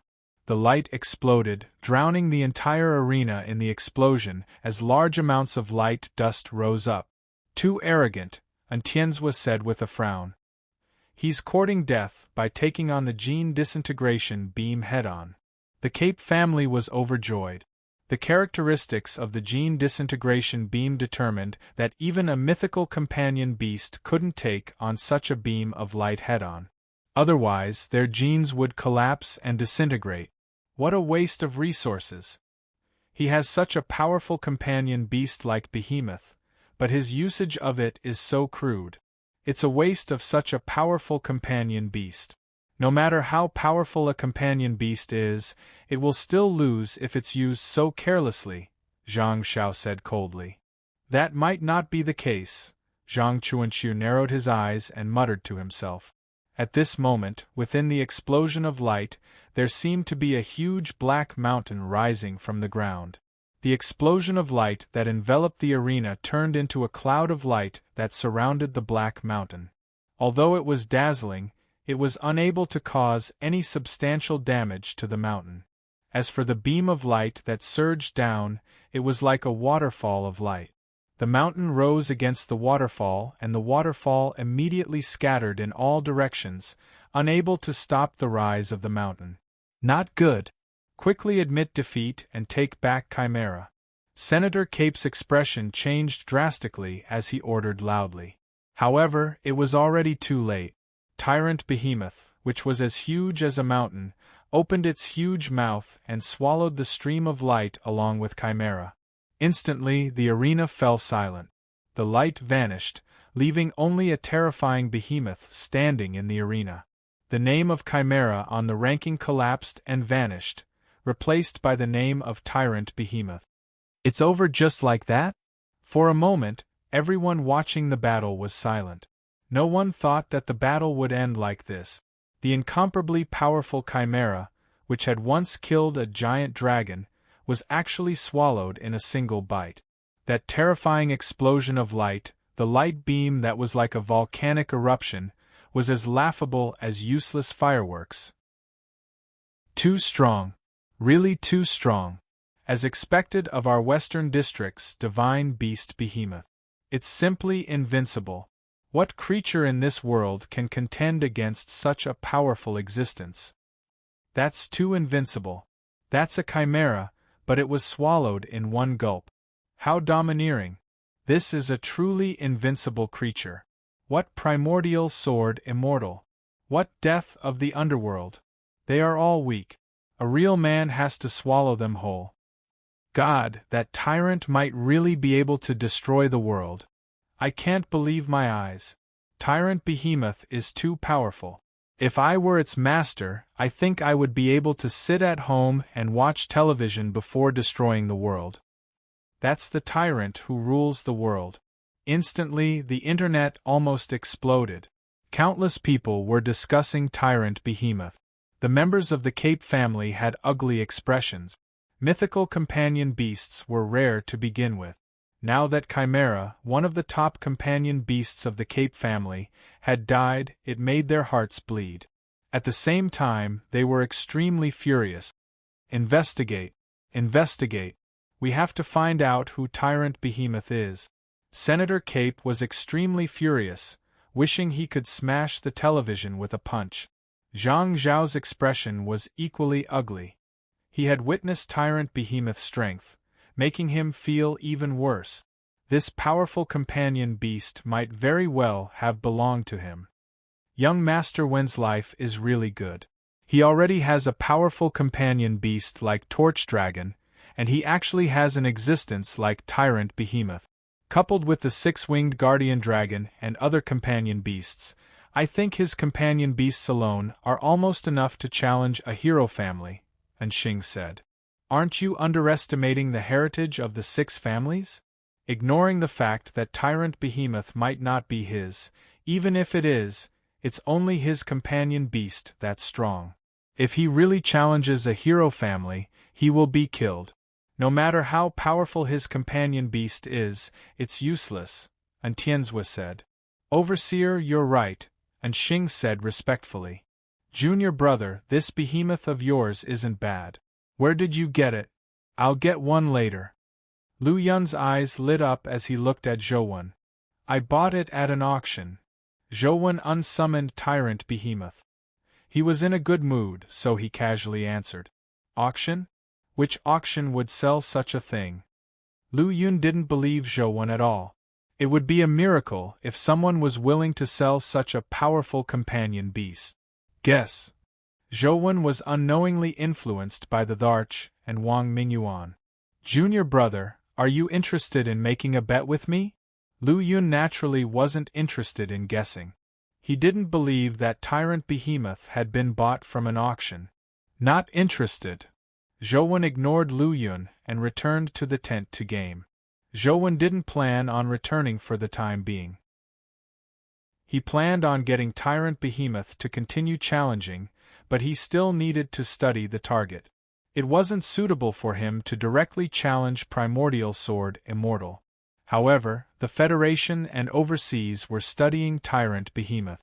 Many people believed that Tyrant Behemoth's strength wasn't as simple as being ranked 13th. It was very likely that it had the strength to reach first place on the rankings. However, Tyrant Behemoth didn't show much. Their analysis didn't yield much. Lu Yun went out for a stroll alone. After leaving Zhou, he secretly came to a small forest and carefully summoned Genie. Then, Lu Yun reached out and wiped the oil lamp. Soon, Genie appeared in front of him. However, the Genie that appeared this time was somewhat different from the previous Genie. Its entire body emitted a strange blue demonic glow. Little junior brother, oh little junior brother, let me, your senior brother, give you a good lesson. As Lu Yun spoke, he made a wish to Genie. Genie, I wish that my life soul's power can be strengthened to the greatest extent. When Genie heard Lu Yun's wish, its body suffused with a demonic glow burrowed into Lu Yun's body. Soon, Lu Yun's entire body suffused a blue glow. With the help of Genie and Life Soul, my Star Stealer can forcefully steal hatched companion beasts. That punk never expected me to have such an ability. Unfortunately, Star Stealer can't lock onto a target and can only randomly steal. However, it doesn't matter. That punk has so many mythical companion beasts on him. With the augmentation of Genie's wish and life soul, I can steal 10 times. No matter how bad my luck is, I should be able to steal a mythical one, right? It's best if it's Tyrant Behemoth. If that doesn't work, that golden sword will do. Lu Yun thought as he carefully took out something. Chapter 6:27. Zhou was grinding in the tent when he suddenly felt the tiny jade-like figure in his sea of consciousness suddenly open its eyes. Its body emitted a strange treasure glow. The treasure glow turned corporeal as it passed through his consciousness, causing Zhou's body to emit a lustrous treasure glow. What's going on? Why did God's retreat suddenly activate? Zhou was somewhat surprised as he felt a vibration coming from somewhere in his body. On careful look, the vibrating spot was the musical note sprite tattoo. There was a musical note sprite that had been affected by some unknown force. It struggled to flap its wings and fly away. However, due to the treasure glow produced by God's retreat, it failed to fly out. It was trapped by the treasure glow like a butterfly trapped in a cage. What's going on? Zhou attempted to control the power of God's retreat so that it would no longer isolate the musical note sprite tattoo. The moment God's retreat's power was retracted, the musical note sprite tattoo immediately vanished under Zhou's nose. It happened in the blink of an eye. Furthermore, Zhou had completely lost contact with the musical note sprite. It was as though he had never had such a companion beast. If Zhou hadn't seen it disappear with his own eyes, he wouldn't have realized that he had lost a companion beast. What power snatched away the musical note sprite? Zhou Wen's first reaction was to expand the power of the Truth Listener earring to its limit. He could clearly hear a large area nearby. Even a strand of hair that landed on the ground couldn't escape his ears. Soon, Zhou Wen discovered Lu Yun hiding in the grass outside the town. This fellow was squatting in the grass. At first glance, he thought that he was taking a dump, but on careful look, he didn't even take off his pants. He was still mumbling something. Zhou Wen listened carefully and heard Lu Yun say, "What's wrong with this junior brother of mine? Why does he have such trashy companion beast? Junior brother, don't worry. I'm quite a character. I only stole one mythical companion beast from you before stopping. Indeed, this fellow is up to no good. He's really not afraid of death." Zhou Wen took a closer look and indeed, he saw a musical note sprite tattoo on his body. It was identical to the one he had lost. Zhou Wen remained unperturbed. He wanted to see what Lu Yun was up to. Lu Yun didn't know that Truth Listener's range was so large. He was already so far away, but Zhou Wen could still monitor him. The reason why Lu Yun was able to make Truth Listener lose its effects was because he had already discovered Zhou Wen and determined that Zhou Wen was observing him. That was why he allowed Genie to release his strength and affect Truth Listener's abilities. Now, he had no idea that Zhou Wen could monitor him from so far away. Furthermore, with his Star Stealer's ability, he would typically steal companion beasts without anyone noticing. The person whose companion beasts were stolen wouldn't even notice it. The companion beast informant that Lu Yun had set up didn't discover anything from Zhou Wen. He imagined that Zhou Wen hadn't realized that his companion beast had been stolen. In fact, if Zhou Wen hadn't habitually activated God's Retreat when he went out, he really wouldn't have discovered the disappearance of the musical note sprite. Anyway, there are still 9 chances.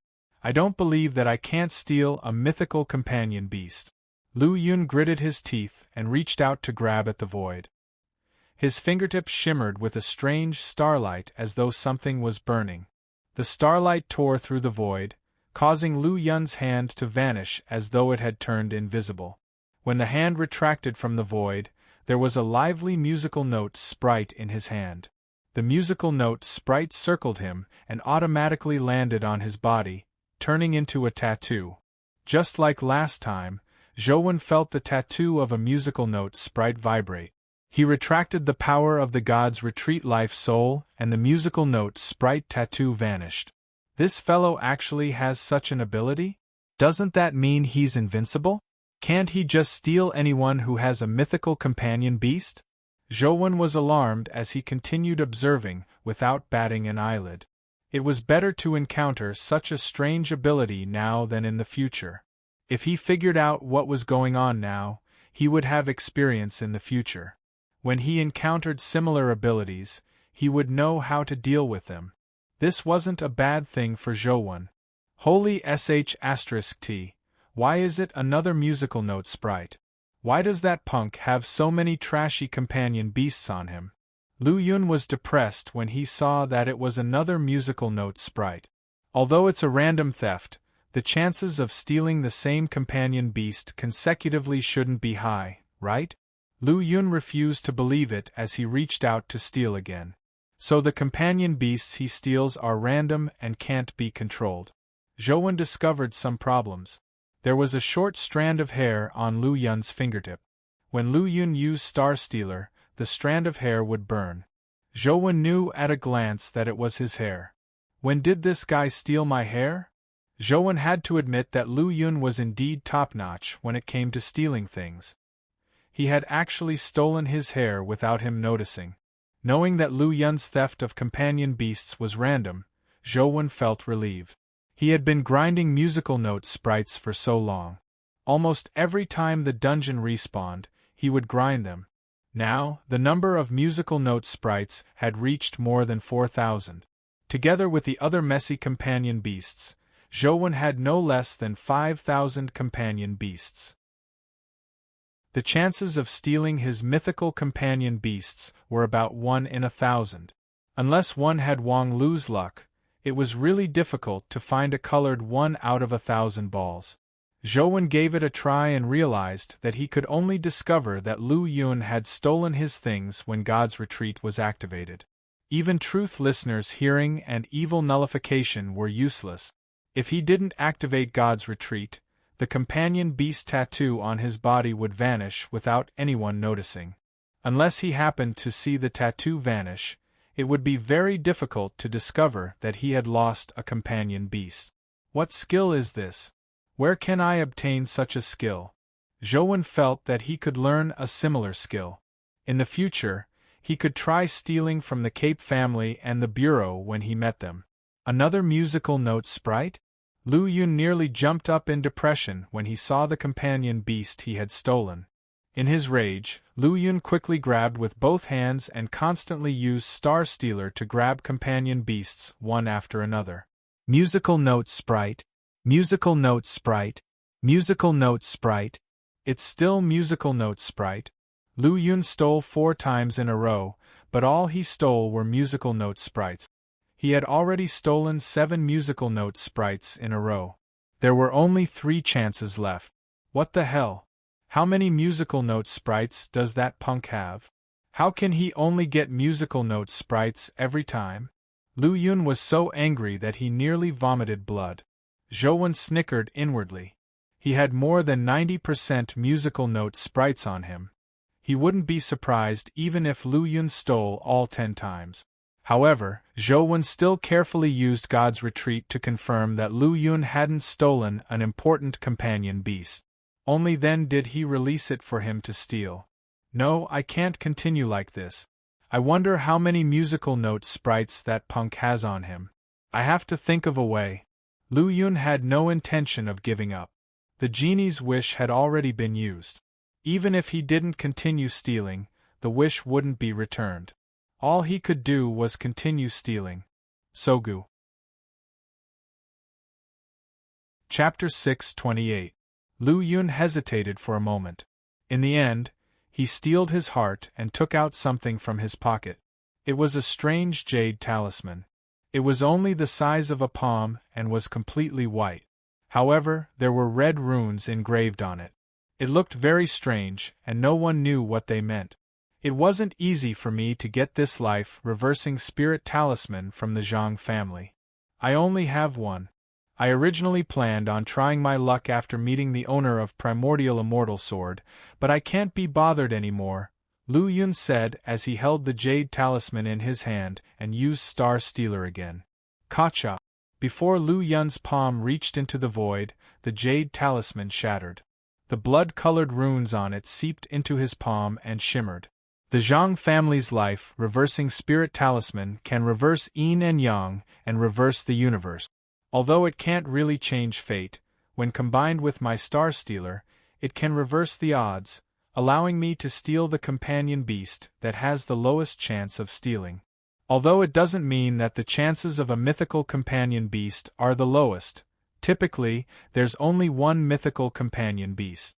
The chances definitely aren't high, so the chances of stealing a mythical companion beast are definitely very high. Lu Yun muttered to himself as he suddenly pulled his hand out. At the same time, he shouted, "Come on, tyrant behemoth. I have a feeling that it will definitely be you this time." Zhou jumped in fright when he heard Lu Yun's words. He was really afraid that tyrant behemoth would really be stolen. He focused and circulated God's retreat with all his might. However, when the companion beast tattoo on Zhou Wen's body trembled, his expression turned odd. The trembling tattoo was actually the Fiend-Armored Tiger Soul General. Ever since he obtained the Fiend-Armored Tiger Soul General, Zhou Wen had always been careful. He didn't dare release him easily, afraid that he would be affected by his Jinx's master skill. Previously, Zhou Wen needed the Fiend-Armored Tiger Soul General to restrain Qiongqi. Now that he had Tyrant Behemoth, he no longer needed it. Zhou Wen had been hesitating on how to deal with the Fiend-Armored Tiger Soul General. He never expected Lu Yun to steal the Fiend-Armored Tiger Soul General. Without any hesitation, Zhou released the restrictions and got Lu Yun to steal the Fiend-Armored Tiger Soul General. I can observe what effects the Fiend-Armored Tiger Soul General's Jinx's Master Skill has on others. Does the Jinx's Master Skill only take effect when released? Zhou thought to himself. Come on, my tyrant behemoth. Lu Yun quickly pulled out his palm from the void. Lu Yun immediately saw that it wasn't a musical note sprite that came out of his palm. He couldn't help but be overjoyed. However, on careful look, it wasn't Tyrant Behemoth, but a heavy-armored general riding a ferocious tiger. He looked extremely ferocious and domineering with an extraordinary aura. A humanoid companion beast? Its aura is so domineering and ferocious. Could it be a mythical companion beast? Lu Yun watched as the Fiend-Armored Tiger Soul General transformed into a stream of light and landed on him. At the same time, some information surged into his mind. Unfortunately, Lu Yun didn't have the mysterious phone, so he couldn't check the Fiend-Armored Tiger Soul General's information. He could only obtain some vague information from the Fiend-Armored Tiger Soul General. Fiend-Armored Tiger Soul General. Lu Yun knew the Fiend-Armored Tiger Soul General's name and level. He could also sense some of its life providence and life soul, but it was only limited to its name. He wasn't sure about the other information. He could only wait until he summoned it in the future and test the various abilities of the Fiend-Armored Tiger Soul General in actual combat. I never expected that brat's life to be so good. Lu Yun had no choice. It wasn't easy for him to steal a life-reversing spirit talisman from the Zhang family. Even the Zhang family didn't have many left, so it was impossible to steal more. Furthermore, it was too late. All he could do now was steal the remaining 2 times. He used Star Stealer again, but what he stole was still a musical note sprite. This is the last time. Mother Mary, please bless me. Let me steal a big one. Lu Yun bowed before using Star Stealer again. When a companion beast appeared with his palm, Lu Yun was delighted when he saw that it wasn't a musical note sprite. However, when he pulled it out, he realized that it was only an epic poison bat. He couldn't help but be disappointed. What a huge loss. I wasted a wish from Genie and even used the life-reversing spirit talisman. I only managed to steal these crappy things. Lu Yun was so depressed that he wanted to vomit blood. He clearly knew that Zhou had so many mythical companion beasts, but he only managed to steal such trash. It was really indignant. There was nothing he could do even if he was indignant. He had expended a lot of energy this time, so it was impossible for him to use Star Stealer for the time being. Forget it. Lu Yun got up and prepared to return. He had already thought it through. He would pretend to have lost his companion beast and then, he would complain first, making Zhou think that a nearby dimensional creature was behind it. How unlucky. How can I only steal those crappy things? Lu Yun was somewhat depressed. He happened to have a small rock in front of him, so he kicked it. However, the rock didn't budge at all when he kicked it. Lu Yun felt as though he had kicked an iron plate. He hugged his foot in pain and cried out.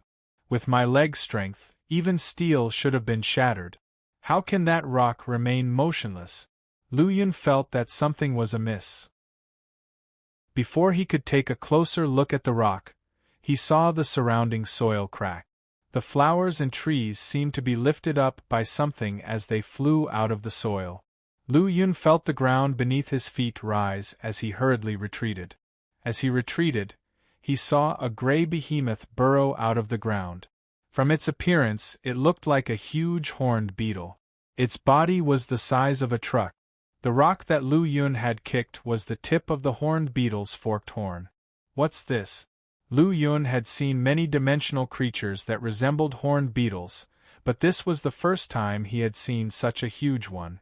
Not only was this horned beetle huge, but its body was also like a gray stone. It looked very strange, and there were many ancient and mysterious patterns on its back. Almost at the instant the horned beetle broke out of the ground, it charged at Lu Yun. Its speed was much faster than a real truck. It was like a moving train that was traveling at high speed. Mythical creature! Lu Yun nearly cried out in surprise. Without any hesitation, he exerted strength in his feet and wanted to jump up to dodge the horned beetle's attack. However, when he exerted strength, he suddenly lost his footing. Not only did he fail to jump up, but his legs sank. Boom! The front of the horned beetle had already slammed into Lu Yun. The powerful force blasted the surrounding soil and trees apart, forming a huge crater. It was like a crater formed by a meteorite hitting the ground. Holy sh*t! Could this be the effect of the fiend-armored Tiger Soul General's Jinx's master skill? I didn't think it was that powerful when I had it with me. When Zhou saw all of this, he wore a look of surprise. He couldn't be sure if this was because of the fiend-armored Tiger Soul General, because Lu Yun hadn't summoned it. Chapter 629. Lu Yun grabbed the horned beetle's horn with both hands and pushed upwards with all his might, but his body was still pressed down. His arm was wrapped in a black gauntlet, preventing it from being smashed by the horned beetle's terrifying headbutt. However, the other parts of his body couldn't withstand the powerful shockwave. His armor had shattered and many parts of his body were injured. It didn't look good. He actually managed to withstand such a terrifying impact and only suffered some superficial injuries. This eldest senior brother is indeed something.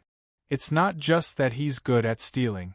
Zhou had no intention of helping as he watched Lu Yun fight the horned beetle. Lu Yun's muscles tightened as they suffused a metallic luster. In the struggle with the horned beetle, his body was constantly being pressed down. He didn't dare let go and retreat. He was afraid that once he let go, the horned beetle's terrifying strength would slam down like a mountain. He wouldn't be able to dodge in time. Genie had already flown up and spewed out flames to attack the horned beetle, but the patterns on its back flickered. The flames couldn't approach its body. Fatty orange! Lu Yun gritted his teeth and shouted. The orange cat darted out of Lu Yun's body and ran in another direction. At the same time, its body emitted mysterious ripples that could lure dimensional creatures to chase after it. The horned beetle was affected by the mysterious ripples as its downward pressure decreased significantly. At the same time, it turned to look at the orange cat. Lu Yun believed that he finally had a chance to escape. Just as he was about to retreat, the horned beetle only glanced at the orange cat. Unexpectedly, it didn't chase after him. Instead, it quickly turned around and slammed its horn at Lu Yun. Holy sh*t! What's going on? This dimensional creature isn't affected by fatty orange? Lu Yun was alarmed as he raised his arms with all his might to meet the attack. Bam! Bam! Bam! Bam! The horned beetle struck out again and again. The terrifying force struck Lu Yun's arms, knocking his body into the soil like a wooden stake. Only his chest and above were exposed. Lu Yun's 7 orifices were bleeding. Although the gauntlet was extremely magical and could resist the strength of a mythical creature, his body wasn't able to withstand such tremors. If this continued, his bones and organs would probably shatter. Do you really think I'm a sick cat if I don't show my might? Lu Yun's hands erupted with terrifying power. A pair of black arm guards crossed each other, forming a black hole as though it wanted to devour the horned beetle. The beetle smashed its horn into the black hole, but before the black hole could suck it in, the patterns on its body emitted a strange power that turned into a net that sealed the black hole. The rhinoceros beetle's horn was still inside the black hole, but its body was outside the black hole. The rhinoceros beetle and Lu Yun were in a contest of strength. For a time, they were in a stalemate. Neither of them could do anything to the other. When Lu Yun fought me previously, he indeed hid something. This black hole-like ability should be the Wheel of Destiny ability of the arm guard, right? Zhou watched with relish. It was rare to see such a battle. He approached the battlefield, hoping to get a clearer look. Junior brother, quickly save me! Lu Yun hurriedly shouted when he saw Zhou. Eldest senior brother, did you steal my companion beast just now? Zhou found a spot to sit down and asked Lu Yun with a smile. Junior brother, how could I steal your companion beast? You think too highly of me. I don't have that ability. I've also lost my companion beast. It must be the doing of this rhinoceros beetle. Let's quickly join forces to kill it. No matter what drops, it will belong to you, Lu Yun said. It's fine if you don't admit it. I'll wait here for you to decide the victor between you and it, Zhou said calmly. Lu Yun found it increasingly difficult to hold on. He gritted his teeth and said, Junior brother, it's all my fault. I just wanted to joke with you. I didn't really want to steal your things. Otherwise, why would I only take a few of your musical note sprites? Zhou didn't expose him and continued asking, What's the name of the skill you used to steal my companion beast? Where did you get it from? That Star Stealer. It's an essence energy skill from the endless sea of stars known as Astral Combat Beast. Lu Yun said gloomily, Junior brother, if there's anything, can't we talk about it after we deal with it? What do you want to know? As a senior brother, I'll definitely tell you everything I know. Where's the endless sea of stars? What level of dimensional creature is that Astral Combat Beast? How can I find it?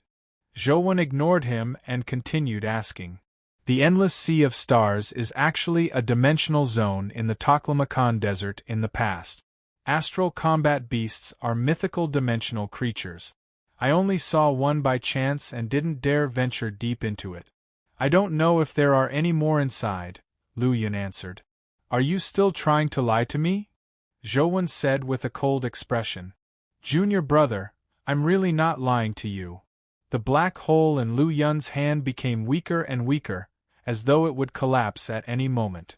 You said that Astral Combat Beast is at the mythical stage, so Star Stealer is a mythical essence energy skill.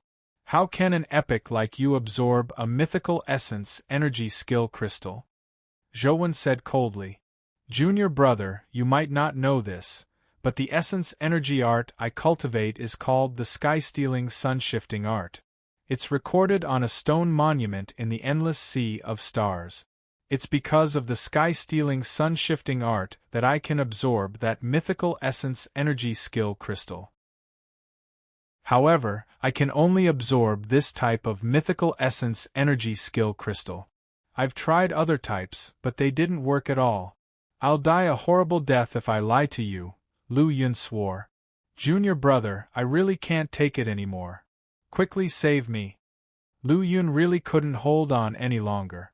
The black hole in his hand vanished, and the horned beetle regained its freedom. It angrily slammed its head forward again. Bam! Lu Yun's hands were pushed to the side. He looked exhausted and couldn't hold on any longer. Seeing the horned beetle slam down again, Genie's flames were completely useless against it. It had an unstoppable momentum, and Orange Cat was stronger in combat. He couldn't help much, so Lu Yun believed that he was doomed. Bam! Tyrant Behemoth's body descended from the sky and stepped on the horned beetle's back, shattering the stone shell on its back. Its hands clenched into fists as it repeatedly punched the horned beetle's head. After a few punches, the horned beetle's head cracked. The final punch blasted the horned beetle's head apart as fragments splattered everywhere. Exhausted, Lu Yun hurriedly turned around and crawled out of the pit. Just as he crawled out, before he could stand up, the horned beetle's broken horn shot over. At a speed faster than a bullet, it hit Lu Yun's buttocks. Ah! A shrill scream tore through the night sky of the town. Zhou looked at Lu Yun, who was sprawled on the ground with tears of regret streaming down his face. He couldn't help but shiver when he saw the broken horn that stood like a flagpole. I've been carrying the fiend-armored Tiger Soul General for so long, but nothing major happened. I'm really lucky. I have to offer incense when I return and thank the various deities for their blessings, Zhou thought. Chapter 630. Eldest senior brother, are you dead? Zhou walked to Lu Yun's side and asked. I, Lu Yun, have a tough life. How can I die so easily? Ouch! Junior brother. Quickly help me. Pull that thing out. Lu Yun wanted to get up, but he immediately touched his wound and cried out in pain. Typically, if one was injured by an artifact, one definitely couldn't pull it out randomly. A professional doctor had to do it. However, epic humans had bodies and vitality that far exceeded ordinary people, so they didn't have much to worry about. Zhou extended his hand and sucked the broken horn out. The pain made Lu Yun cry out again. Can you still walk? If you can, let's return to town. Zhou planned on asking Lu Yun about the endless sea of stars. No one would complain about having too many useful skills like Star Stealer. Zhou planned on making a trip to the endless sea of stars if he had the chance to see if he could find the tiny palm symbol. However, Zhou had also heard that many deserts were forbidden zones for humans. The dimensional zones were especially terrifying. If one wanted to enter a desert, it was very easy to get lost in one terrifying dimensional zone after another without a guide. Without Lu Yun leading the way, Zhou estimated that it would be very difficult for him to find the endless sea of stars in the desert. Yes. Lu Yun got up and limped. His posture was especially strange. After taking a few steps, he found nothing under his feet. He vanished. He heard a sound from underground before a plop. Zhou turned around and saw that there was a hole where Lu Yun had been. When he went over, it was supposed to be a well. Due to the previous battle, the well's mouth had been covered by tree branches and soil. Lu Yun didn't notice it. It wasn't convenient for him to walk, so he fell when he stepped on it.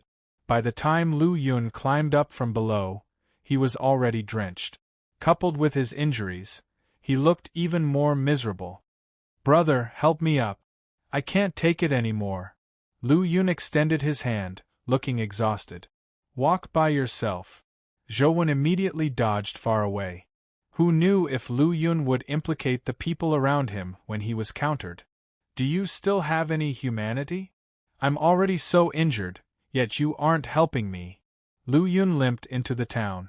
Zhou ignored him and walked towards the town square. "I say, little junior brother, tell me honestly, did you do something to me? I know I was wrong to steal your companion beast. I guarantee there won't be a next time. Look at how miserable I am. Spare me," Lu Yun said as he walked. He could also sense that something was definitely wrong with his situation. He had never been so unlucky. "Don't spout nonsense. I definitely didn't do anything to you. Some people have it coming. Even the heavens can't stand it," Zhou said. "Junior brother." Lu Yun still wanted to say something, but a bird flew across the sky and pooped on his head. When Zhou saw this scene, he immediately sped up and distanced himself from him to prevent himself from being implicated. "From the looks of it, I can't randomly fuse the tiger cub.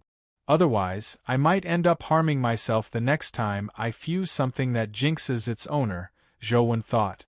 After returning to the square, Zhou began studying the companion beasts ranked in front of Tyrant Behemoth in preparation for the next challenge.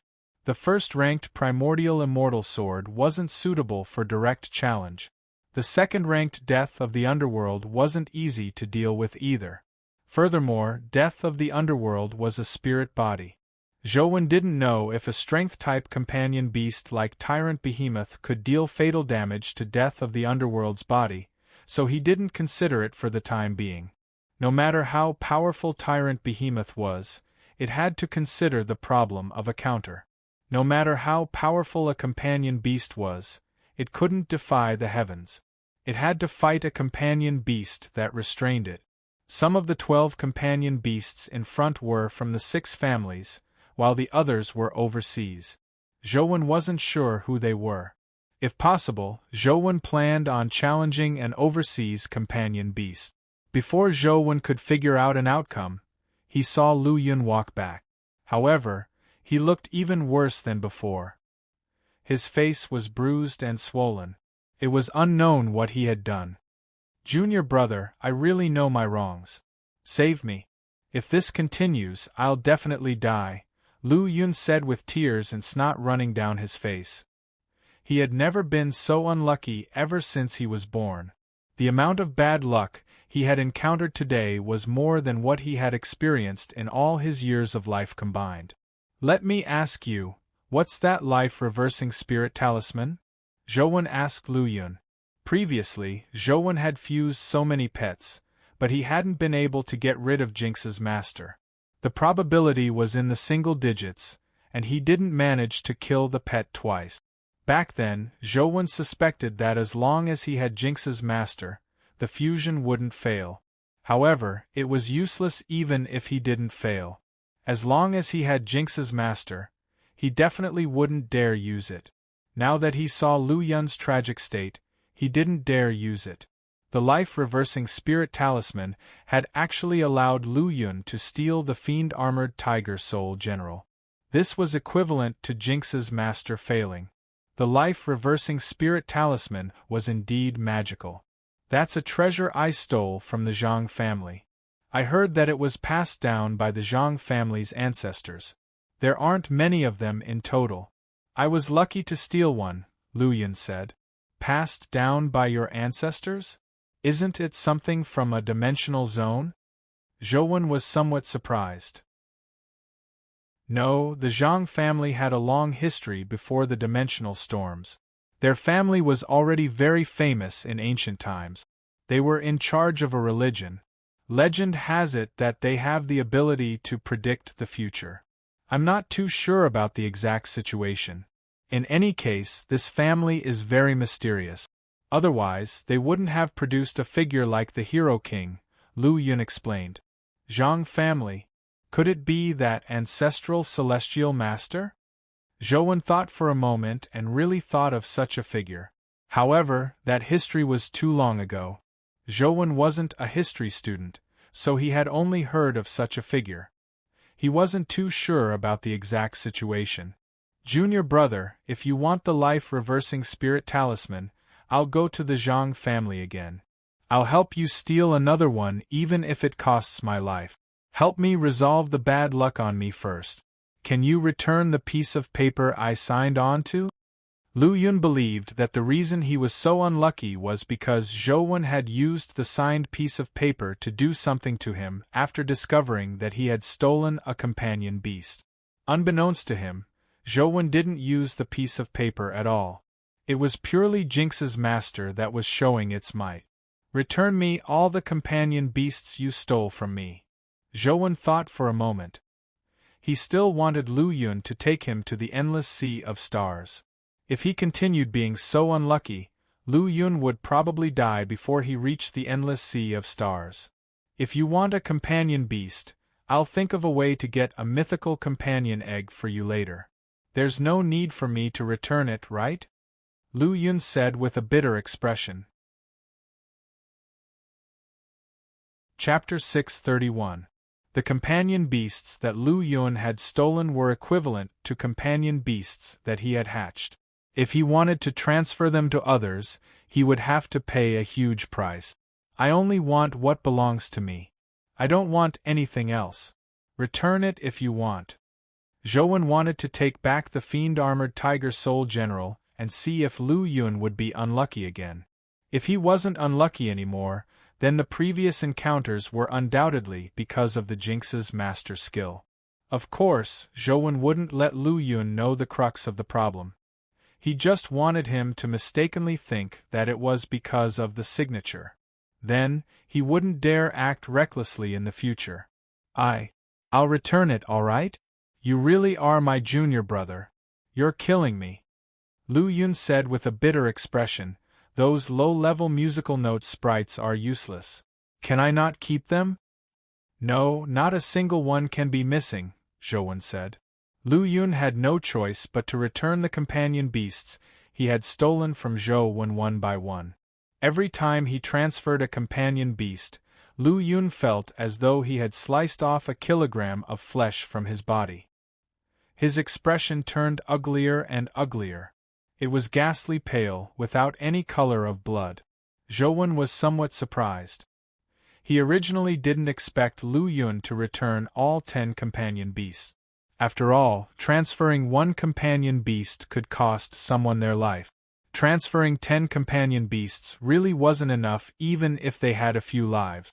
Even Zhou himself didn't dare casually transfer companion beasts. Lu Yun had forcefully transferred 10 companion beasts. Although he ended up vomiting blood and falling to the ground, leaving him half dead, he didn't injure his foundation. It was obvious that there was something strange about him. Otherwise, he would have died long ago. Could it be the effect of the sky-stealing, sun-shifting art he cultivates?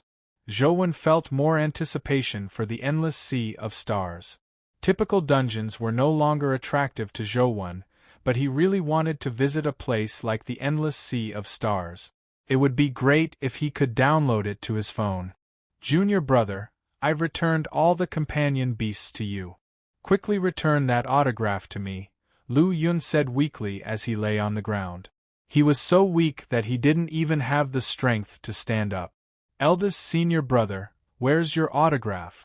I'll keep it well. However, don't worry. As long as you don't have any nefarious thoughts, nothing will happen again. By the way, I want to go to the endless sea of stars to take a look. How long will it take to return? Zhou asked Lu Yun. It'll take at least a month or two. Lu Yun was very depressed that he couldn't get his autograph back. Fortunately, he didn't continue to be unlucky. He felt much better. Zhou kept observing Lu Yun. Seeing that nothing had happened to him, he was certain that his previous encounter was the result of Jinx's master. If it really doesn't work, I'll feed the fiend-armored Tiger Soul General to Tyrant as food. Zhou wanted to wait and see if he would be affected by Jinx's master like Lu Yun. He felt that the possibility wasn't high because he had always had the fiend-armored Tiger Soul General with him in the past. He wasn't as unlucky as Lu Yun. Furthermore, Zhou had the bamboo blade of the 4 gentleman blades. Legend had it that it was the bane of its owner. Although he had bad luck with the bamboo blade, he wasn't as miserable as Lu Yun. If the fiend-armored Tiger Soul General really isn't a hindrance to me, can I use the advantage of the fiend-armored Tiger Soul General's near impossibility of failure to fuse it together? Zhou turned his attention to the mythical companion beast. The chances of a mythical companion beast fusing with an ordinary pet weren't high. The chances of failure were very high, but if it was fused with the fiend-armored Tiger Soul General, no matter how low the compatibility was, it wouldn't be a problem. Zhou only had this thought in passing. He hadn't decided if he should really fuse with it.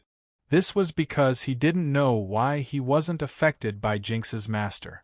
If the fiend-armored Tiger Soul General advanced to the mythical stage and Jinx's master became stronger, it wouldn't be worth it if even he was affected. After chatting with Lu Yun for a while, Lu Yun and Zhou didn't encounter any problems. The two of them felt relieved. From Lu Yun, Zhou knew that the endless sea of stars was deep in the Taklamakan desert. The directions there were chaotic, and there were many strange dimensional zones. Furthermore, the dimensional zones there could actually move. They weren't in a fixed location. It was very difficult to find the endless sea of stars. Zhou promised Lu Yun that as long as he safely found the endless sea of stars and brought him out safely, Zhou would return the autograph to him. The two of them had reached a preliminary agreement. Just as the two of them were discussing how to head to the endless sea of stars, the black cube suddenly lit up. A companion beast had issued a challenge. On the cube's screen, the image of a terrifying companion beast appeared. At first glance, one would think that it was 8 dragons entangled together. However, upon closer inspection, it was a terrifying strange snake with 8 heads and 8 tails. Its body was joined together in the middle. However, its head looked like a dragon's, and its body was that of a snake's. It did not have dragon claws. Orochi, who does it want to challenge? Zhou read the monster's name out loud when he saw it appear on the cube. Zhou had heard of this mythical creature before. It was considered one of the more famous mythical creatures. It could be seen in many myths. Soon, Zhou realized that Tyrant Behemoth's name had lit up on the ranking. Orochi wanted to challenge his Tyrant Behemoth. Instantly, the entire Federation boiled over. After Tyrant Behemoth killed Chimera with an absolute advantage, there was still a companion beast challenging it. This was something many people hadn't expected. After all, Tyrant Behemoth was only ranked 13th. According to analysis and speculation, its strength could at least be ranked in the top 5. It clearly wasn't worth it to challenge Tyrant Behemoth.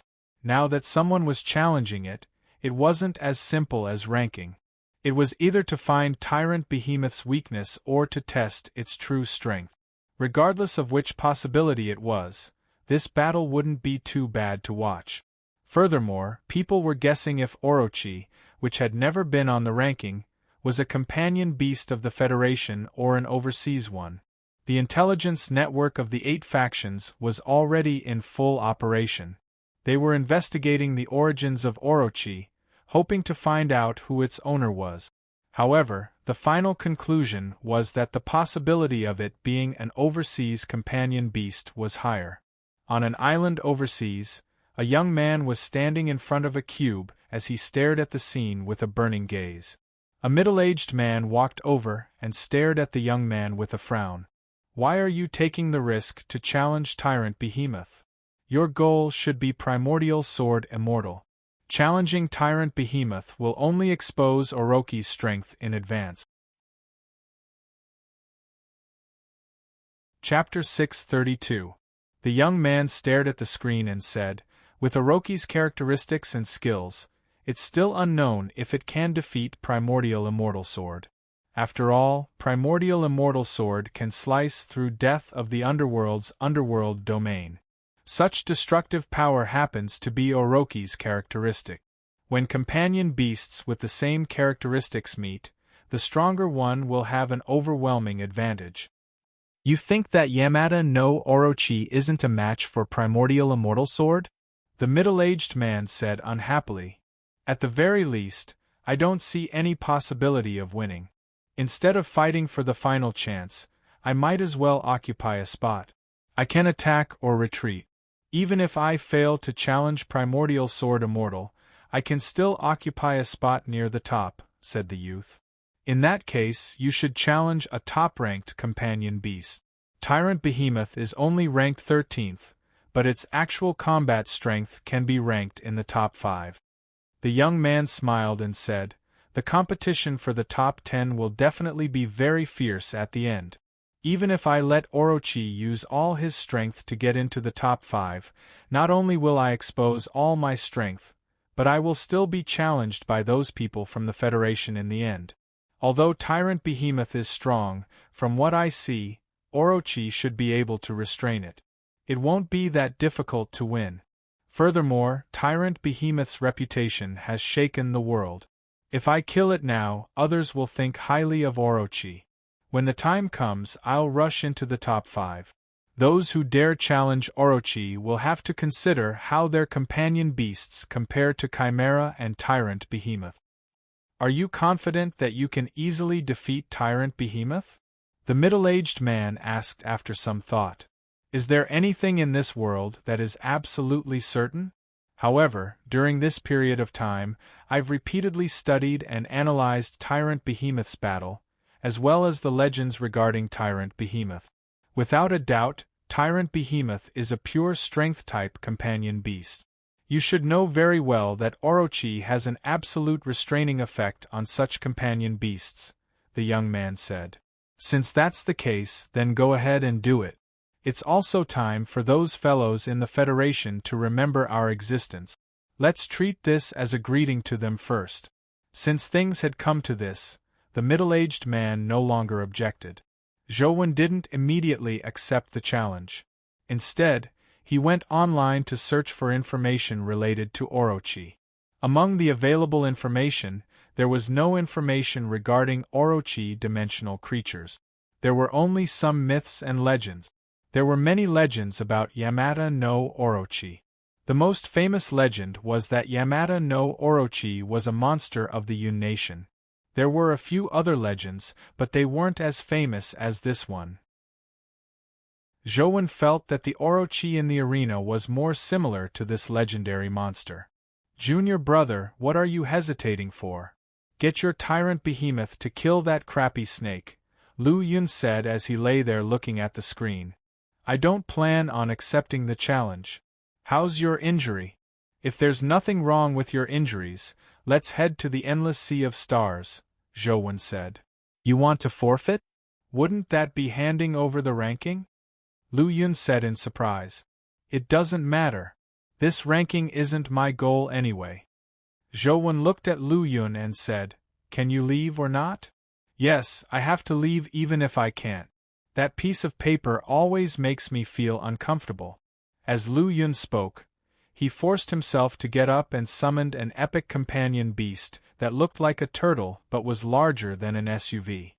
He lay on the turtle's back. The turtle ran as though it was stepping on a flaming wheel. Its speed was surprisingly fast and very stable. Zhou didn't have a companion beast that was especially suitable for riding. Six-winged was very uncomfortable, so he sat on the turtle's back. Zhou didn't plan on letting Tyrant Behemoth participate in the battle, but the media in the West District overwhelmingly supported Tyrant Behemoth.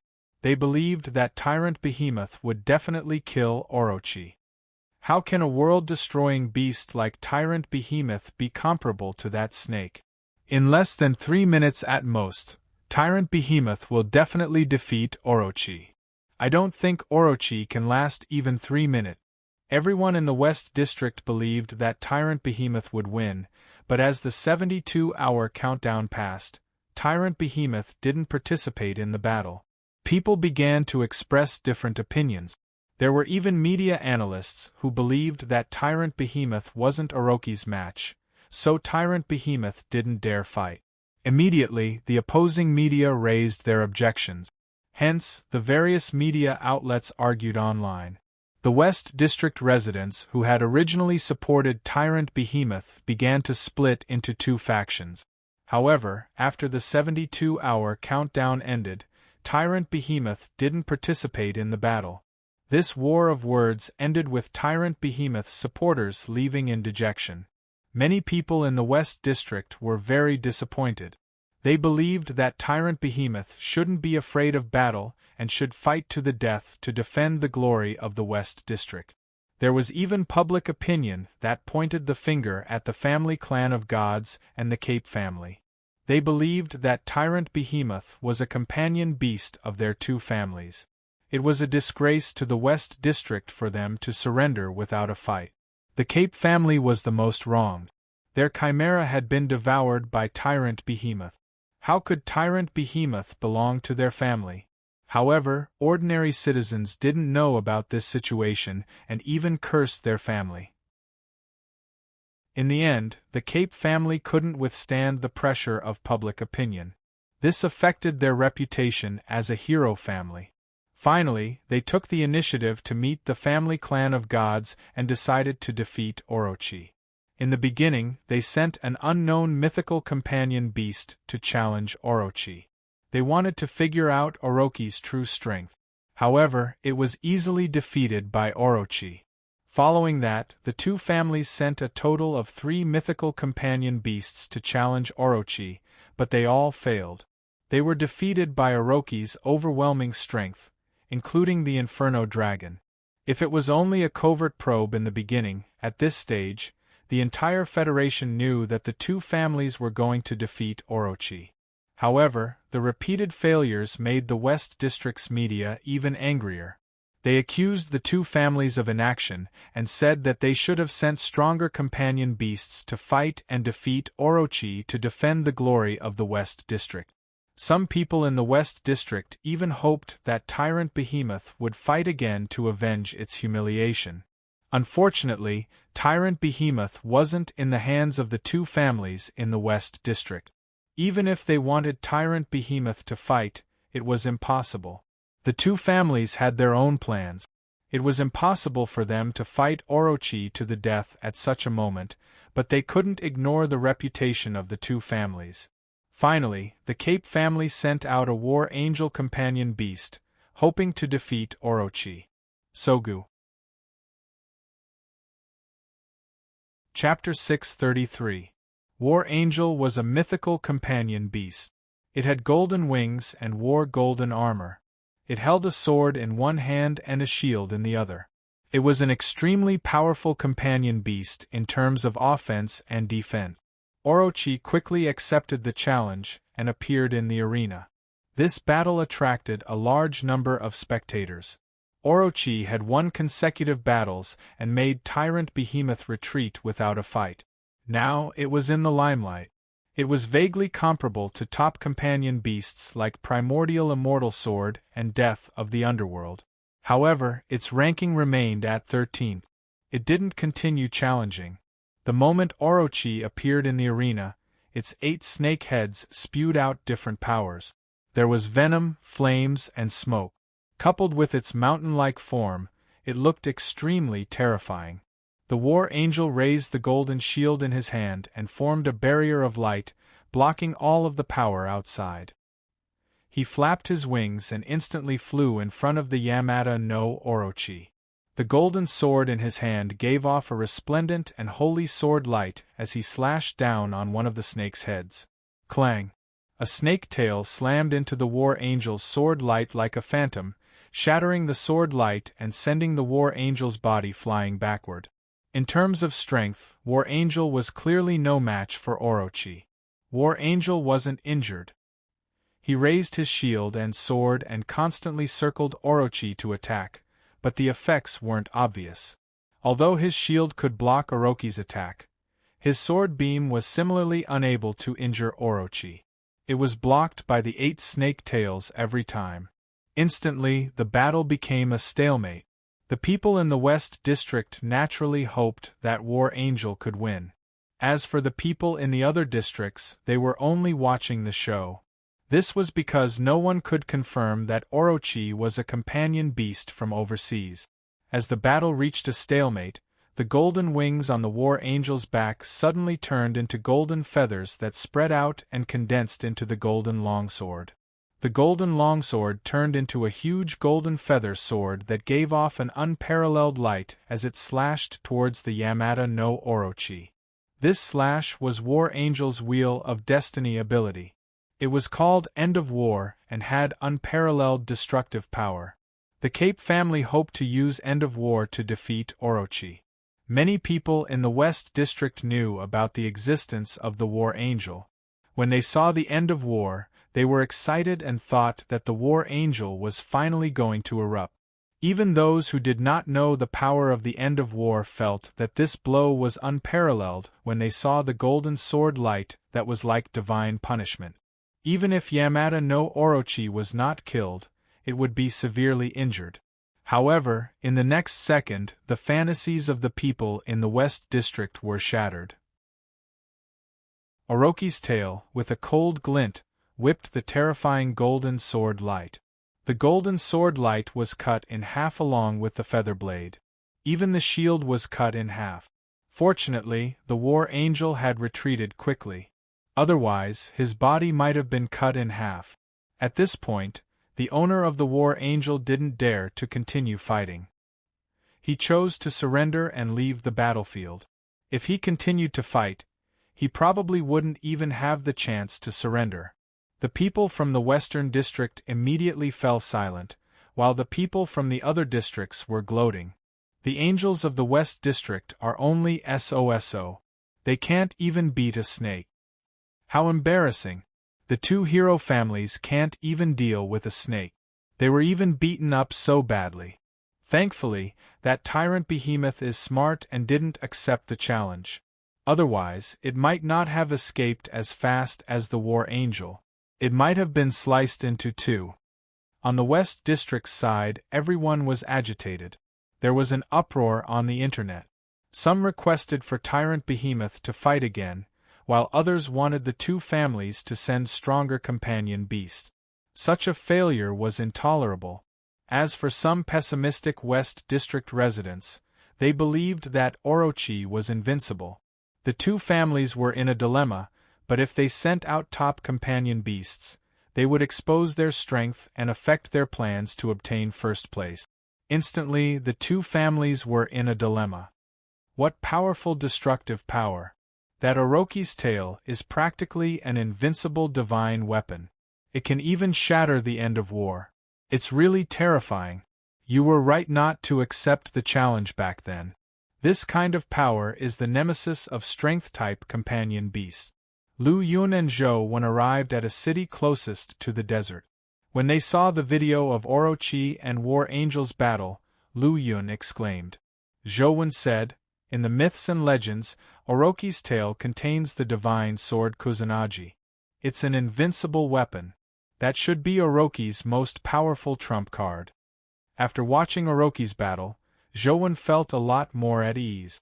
Orochi was indeed powerful, but it was still impossible for it to defeat Tyrant Behemoth. The Golden Overlord sword's destructive power wasn't inferior to Orochi's. Its attack was augmented by the Golden Sword aura, unstoppable and ever victorious. It could only injure Tyrant Behemoth when it didn't use absolute strength. Once it used absolute strength, the Golden Overlord sword's attack could only leave some shallow marks on Tyrant Behemoth's body. Of course, that was under Zhou Wen's deliberate actions. In fact, when it used absolute strength, Tyrant Behemoth wouldn't give the Golden Overlord sword a chance to hit it. Unfortunately, there were too many people in the city. Zhou Wen didn't want to be too ostentatious. Otherwise, he would have gotten Tyrant Behemoth to kill Orochi. The two of them left the city and continued heading for the desert. Now, Zhou Wen only wanted to reach the endless sea of stars as soon as possible and see if he could download a game dungeon. While the two families in the West District were hesitating, Orochi, who hadn't challenged anyone, took action. It actually challenged the Ice Elemental Spirit King, who was ranked 4th. It was a mythical companion beast that belonged to the Ultimate Family Clan. It was now ranked 4th, second only to Primordial Sword Immortal, Death of the Underworld, and Fairy Undying Gu. Legend had it that the Fairy Undying Gu belonged to the Dugu family, but up to now, no one had confirmed it. The Ice Elemental Spirit King was good at the power of ice and could freeze everything. As for the Wheel of Destiny, it was extremely cold. Legend had it that it was the power closest to absolute zero. Unfortunately, Yamada no Orochi seemed to have a very high resistance to ice. Even though the entire arena was frozen, it still managed to shatter the ice. Its tail broke through the ice and almost killed the Ice Elemental Spirit King. The owner of the Ice Elemental Spirit King could only admit defeat and retreat. However, after that, Orochi did something unexpected. Orochi's 8 heads spewed out 8 different powers, including ice, fire, and smoke. They condensed into 8 words in the void. The Federation is useless. The heroes are shameless. Instantly, the entire Federation fell into an uproar. To be able to say such words, it was obvious that Orochi was definitely an overseas companion beast. This time, it wasn't just the West District. The entire Federation's 4 districts were filled with righteous indignation. Chapter 634. Now, well done. Since Orochi has already exposed its strength, let's maximize its usefulness and expose more things in the Federation, the middle-aged man said to the young man standing beside Orochi. The young man turned around. She was dressed in a samurai uniform and had her hair tied up. She looked calm and heroic like an ordinary woman. "It's best you call me by my full name, Yusuji now said. The middle-aged man's expression stiffened slightly as he continued with a cold expression. "However, it's best you know your limits. It's fine to gather intelligence, but we can't let anything happen to Orochi." "I naturally know what to do," Yusuji now said indifferently without looking at the middle-aged man. "I hope you really know what to do." The middle-aged man snorted coldly and left. The entire Federation was discussing how to defeat Orochi and teach the overseas devils a lesson. They wanted to let them know how powerful the Federation was. Now, the pressure wasn't only on the Cape family and the family clan of gods. The other families also felt the pressure. Orochi has multiple attributes. It has a high resistance to ice elements and is extremely strong. The most terrifying thing is the destructive power of its tail. It can slice through almost everything. The owner of this Orochi is very smart. He chose the ice elemental fairy queen, who is most restrained by Orochi, and snatched 4th place. While having a high ranking, it also makes Death of the Underworld, which is the most restrained against Orochi, unable to challenge it due to its high ranking, Xia Dongyue said as he looked at the Xia family's analysis of Orochi. Xia Xianyue said, Brother Chuan's companion beast is the most suitable to deal with a companion beast like Orochi. However, he went to the southern border with Dugugu and Zhang Chuanxiu. I'm afraid he won't be able to return anytime soon. There's no rush. Someone will be more anxious than us, Xia Dongyue said with a smile. The others Xia Dongyue mentioned were naturally the Cape family and the family clan of gods. It wasn't a big deal if they lost to the same hero family. However, no one was more anxious than them to be humiliated by the overseas devils. Zhou Wen and Lu Yun had already entered the desert. This place was more terrifying than Zhou Wen imagined. Due to the influence of the dimensional storms, the temperature difference between day and night in the desert increased. During the day, the temperature reached nearly 90 degrees Celsius. It was enough to roast a person, but at night it was so cold that it froze. Furthermore, there would often be terrifying sandstorms in the desert. According to Lu Yun, the desert's terrain would change with the sandstorms, along with the dimensional zones. It was very likely that they would be in a dimensional zone after the sandstorm. Don't worry. With an experienced person like me around, you'll be able to seek fortune and avoid calamity in the desert. You won't lose your way, nor will you fall into a dimension because of the sandstorm. Lu Yun's injuries were almost healed. He sat on the turtle's back and introduced the desert to Zhou Wen. Although the desert's temperature couldn't harm Zhou Wen's body, it still made him feel somewhat uncomfortable. Even with a sunshade, he still felt extremely hot. The weather in the desert changed abruptly. Just a moment ago, it was still a scorching sun, but in the next second, dark clouds appeared on the horizon. In just a moment, half of the sky was covered. The sun was covered and the sky darkened. No good. It's a sandstorm. Why would we encounter a sandstorm here? Lu Yun's expression changed.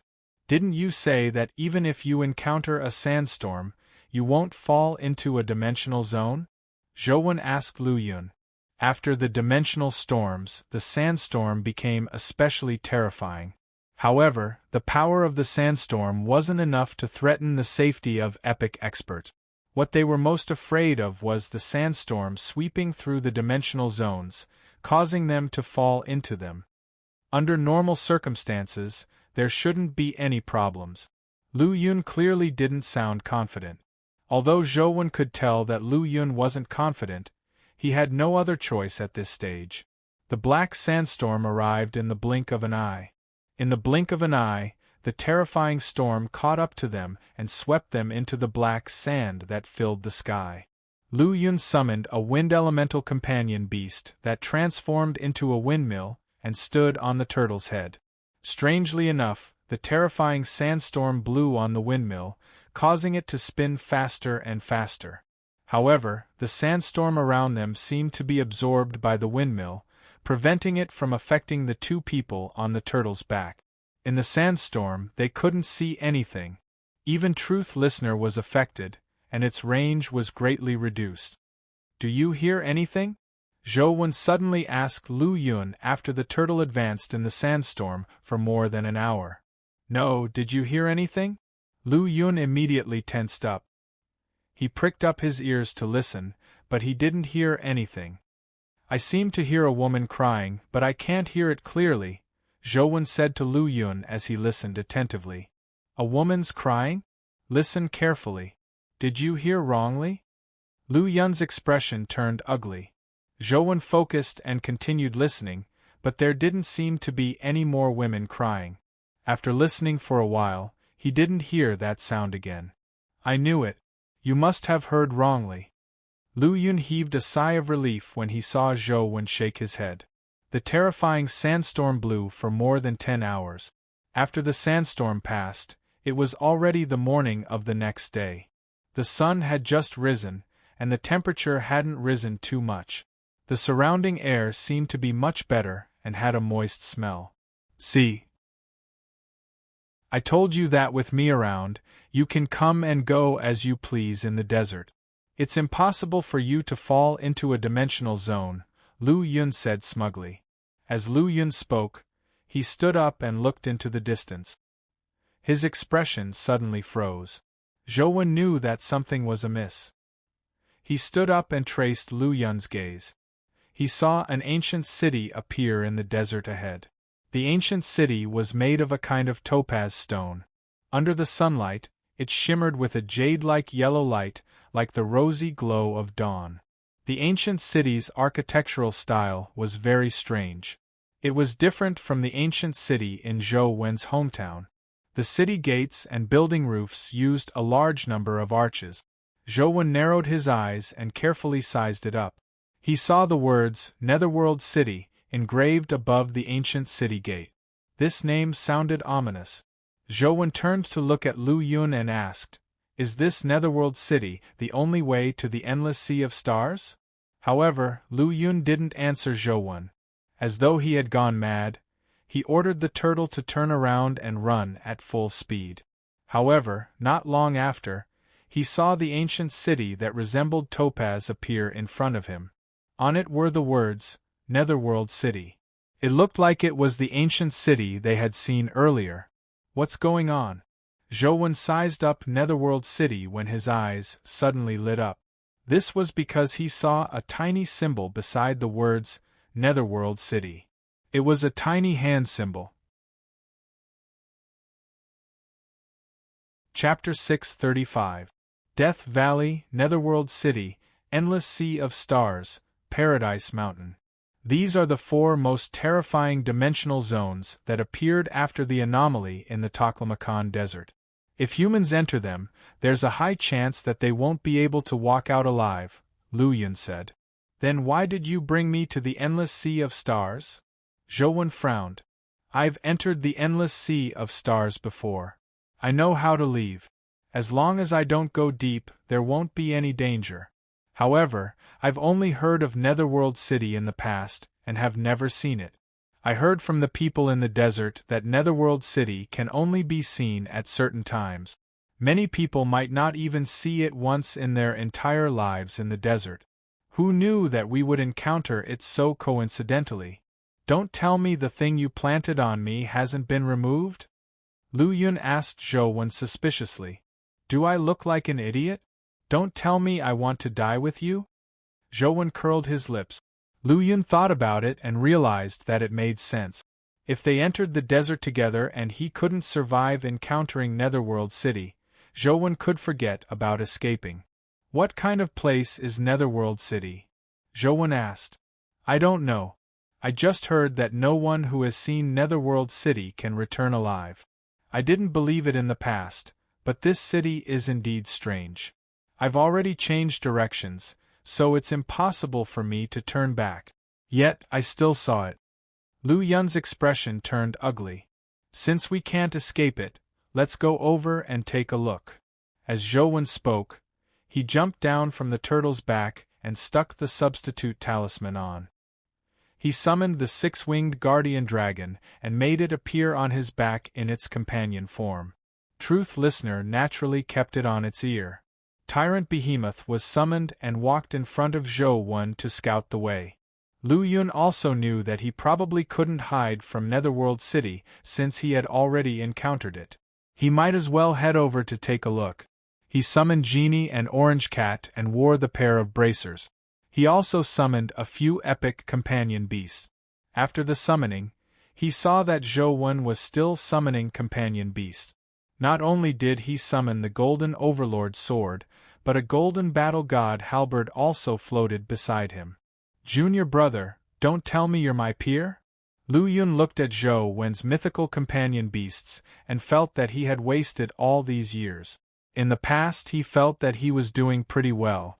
Among his peers, even the geniuses from the 6 families might not have as many mythical companion beasts as he did. However, compared to Zhou, he immediately felt like he had just come out of the countryside. Zhou ignored him and summoned some golden warriors to act as cannon fodder. As the light here was too intense, poison bats didn't like sunlight. Their combat strength would be greatly weakened under sunlight, so Zhou didn't use them. The golden warriors led the way while Zhou God Zhou Cloud City. Zhou Sect Kings of World City. Zhou of Netherworld City. The door to Netherworld City was tightly shut.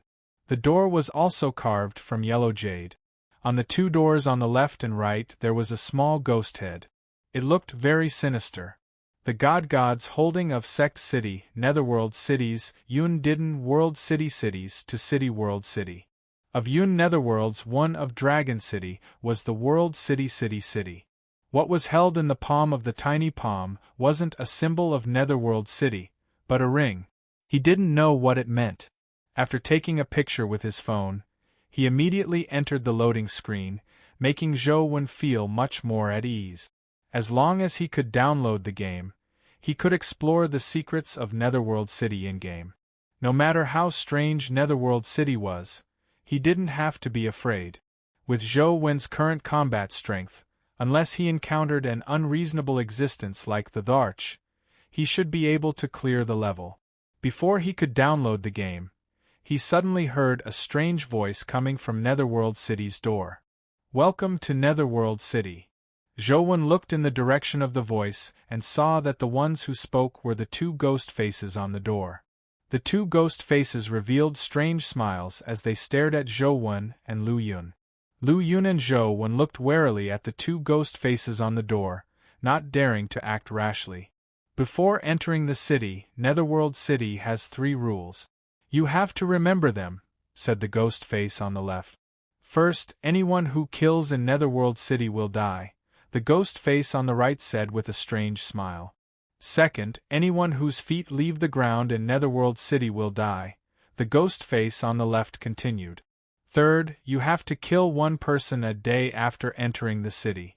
Otherwise, you can only commit suicide," the ghost face on the right said again. "Welcome to the city." Finally, the 2 ghost faces said in unison. The door to Netherworld City opened with a loud bang. What kind of **T rules are these? The first rule clearly says not to kill, and the third rule says that you have to kill 1 person a day. It's **T, Lu Yun said. However, the 2 ghost faces had already closed their eyes as though they were asleep. They ignored Lu Yun. Zhou looked into Netherworld City, but the city was blinding. He couldn't see anything. Truth listener's ability couldn't hear anything from Netherworld City. It was unknown what power had affected it. Let's not enter the city for now. Zhou planned on entering the city in-game to see what was going on after the game was downloaded. However, Zhou soon realized that they had no choice but to enter the city. Raging flames burned outside the city as though the entire desert had turned into a purgatory. The golden warriors beside them were immediately burned to ashes when they touched the flames. It was the same for Lu Yun's epic pet. When it came into contact with a spark, it was immediately ignited and burned to ashes in the blink of an eye. Seeing the flames rapidly burn to the city gates, it was clearly forcing them to enter the city. However, they had no other choice. If they didn't want to die in the sea of fire, they could only enter the city. Let's enter the city first. Seeing that the flames were about to reach his feet, Lu Yun could do nothing about the flames despite being a fire elemental companion beast. All he could do was shout and rush into the city gate. Zhou had no choice but to follow and carefully rush into the city gates. The moment they passed through the city gates, they realized that the companion beasts they had summoned had automatically returned to their bodies and turned into tattoos. It was somewhat different from what they had imagined. The city wasn't limitless hell, but a normal-looking street. On both sides of the street were all kinds of strange-looking buildings. Strangely, there were many creatures that looked like humans standing on the street. They were scattered on the street in groups of 2s and 3s. There weren't many people in total. As far as the eye could see, there were probably 20 to 30 people on the long street. However, those people were very strange. All of them stood motionless on the street as though their feet were nailed to the ground. Chapter 636. Zhou attempted to summon the six-winged guardian dragon, but he couldn't. It was as though it was restricted by some nomological power. The few companion beasts he had summoned previously had automatically turned into tattoos. None of them could be summoned. Only Truth Listener remained in its earring state and wasn't sealed. "Can you summon your companion beasts?" Zhou asked Lu Yun. "No, I can't summon any companion beasts." Lu Yun shook his head with a heavy expression. Without companion beasts, he and Zhou were only at the epic stage. It was difficult for them to resolve many things.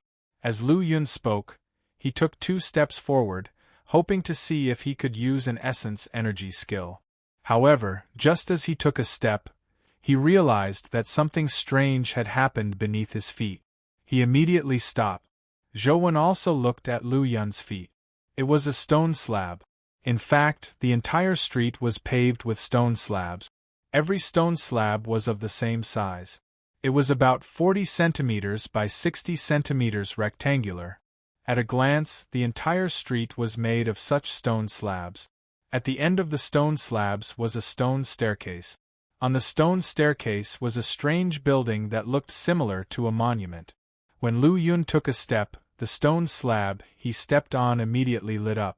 It emitted a faint light, causing the originally grayish-green stone slab to turn crystalline like jade. On the stone slab, the faint light condensed into a number, 364. "Do you feel anything wrong with your body?" Zhou asked Lu Yun. Lu Yun shook his head. "Apart from not being able to summon companion beasts, there's nothing else. I'll take another step and take a look." With that said, Lu Yun took another step. With this step, Lu Yun's foot landed on the stone slab beside him. After he left the stone slab, the luster on the stone slab immediately vanished. As for the stone slab he was stepping on, it suffused a faint glow. At the same time, a number appeared on it. However, this time, it wasn't 364, but 363. From the looks of it, the number will decrease by 1 with every square. But what does this number mean? Lu Yun frowned. "I have a very bad feeling. Those people are standing motionless on the street. The stone slabs under their feet are also suffused with a faint glow. I think it's not that they don't want to move, but because of these numbers they don't dare move," Zhou said as he took a step forward. He wanted to verify his guess. The city gates had already closed. Zhou took a step and walked to the stone slab in front of him. Indeed, the stone slab lit up and a number appeared. It was 365. "That's unfair. Why did I take 1 step and the remaining number is 364, but you took 1 step ahead of me?" Lu Yun said. Zhou ignored him and took another step back. The stone slab beneath his feet lit up, and the number became 364. "I reckon that no matter where we go, the number will decrease by 1. The ghost face said that our feet can't leave the ground or we will be killed. In other words, it's impossible for us to fly over. We can only walk on the stone path." Zhou glanced at the person in front of him and said, "Do you think the number on the stone slab represents the number of steps we have left? If we finish all the steps, something terrible might happen." "From the looks of it, it's indeed very possible." Lu Yun agreed with Zhou. After some thought, he said, "What if we don't leave and just stand here? I don't know, but I believe the dimensional creatures in this city won't let us keep standing." Zhou answered very straightforwardly. Everything in Netherworld City was too strange. He couldn't guess what would happen next. The two of them stood there and looked at each other. Neither of them dared to move. "We can't keep standing here. Why don't we walk over and ask the people in front of us what's going on? Lu Yun said to Zhou. All right, go ahead, Zhou answered. Lu Yun wanted Zhou to go, but Zhou wanted him to go. In the end, neither of them moved. Zhou didn't idle. He attempted to summon his companion beasts one by one to see if there were any other companion beasts that responded to his summons other than Truth Listener. In such a place, one more companion beast meant one more hope of survival. Torch Dragon. No response. Golden Overlord Sword. No response. Fiend Armored Tiger Soul General. No response. Demonic Neonate. Zhou was delighted. Demonic Neonate had actually responded to him. He could sense that Demonic Neonate's consciousness was waiting for his summons. Demonic Neonate can be summoned. Zhou didn't summon Demonic Neonate. He wanted to observe the situation first. After trying all the companion beasts, only Truth Listener and Demonic Neonate responded to him. Tyrant Behemoth remained motionless. After trying his companion beasts, Zhou began switching his essence energy art. He wanted to see if his life providence and life soul were useful here. His life providence and life soul were very normal and weren't affected. Apart from not being able to summon companion beasts, everything else was the same as usual. When Zhou switched to the Tao Sutra, the Jade Infant actually opened its eyes. Its body emitted a treasure glow as a terrifying taboo power seeped into its body like a river. In just a few seconds, the Jade Infant nearly exploded from the terrifying taboo power. Zhou hurriedly deactivated the god's retreat life soul in fright. What a terrifying taboo power! At that instant, Zhou felt that the companion beasts in his body had regained their connection. Unfortunately, God's retreat couldn't last for long.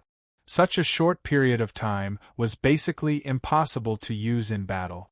The taboo power of Netherworld City is actually even more terrifying than the taboo power on Jade Emperor Peak. It's no wonder I can't return when I encounter people from Netherworld City. I'm afraid this is really a life and death situation. Zhou pondered. However, there was too little useful information. He had no idea how to leave Netherworld City. Lu Yun opened his mouth and shouted, hoping to alarm the people on the street. Lu Yun's voice was very loud. With his volume, even if he stood outside the city, he should be able to hear him. However, the people on the street didn't seem to hear his voice at all. They ignored him and continued doing their own things. Stop shouting.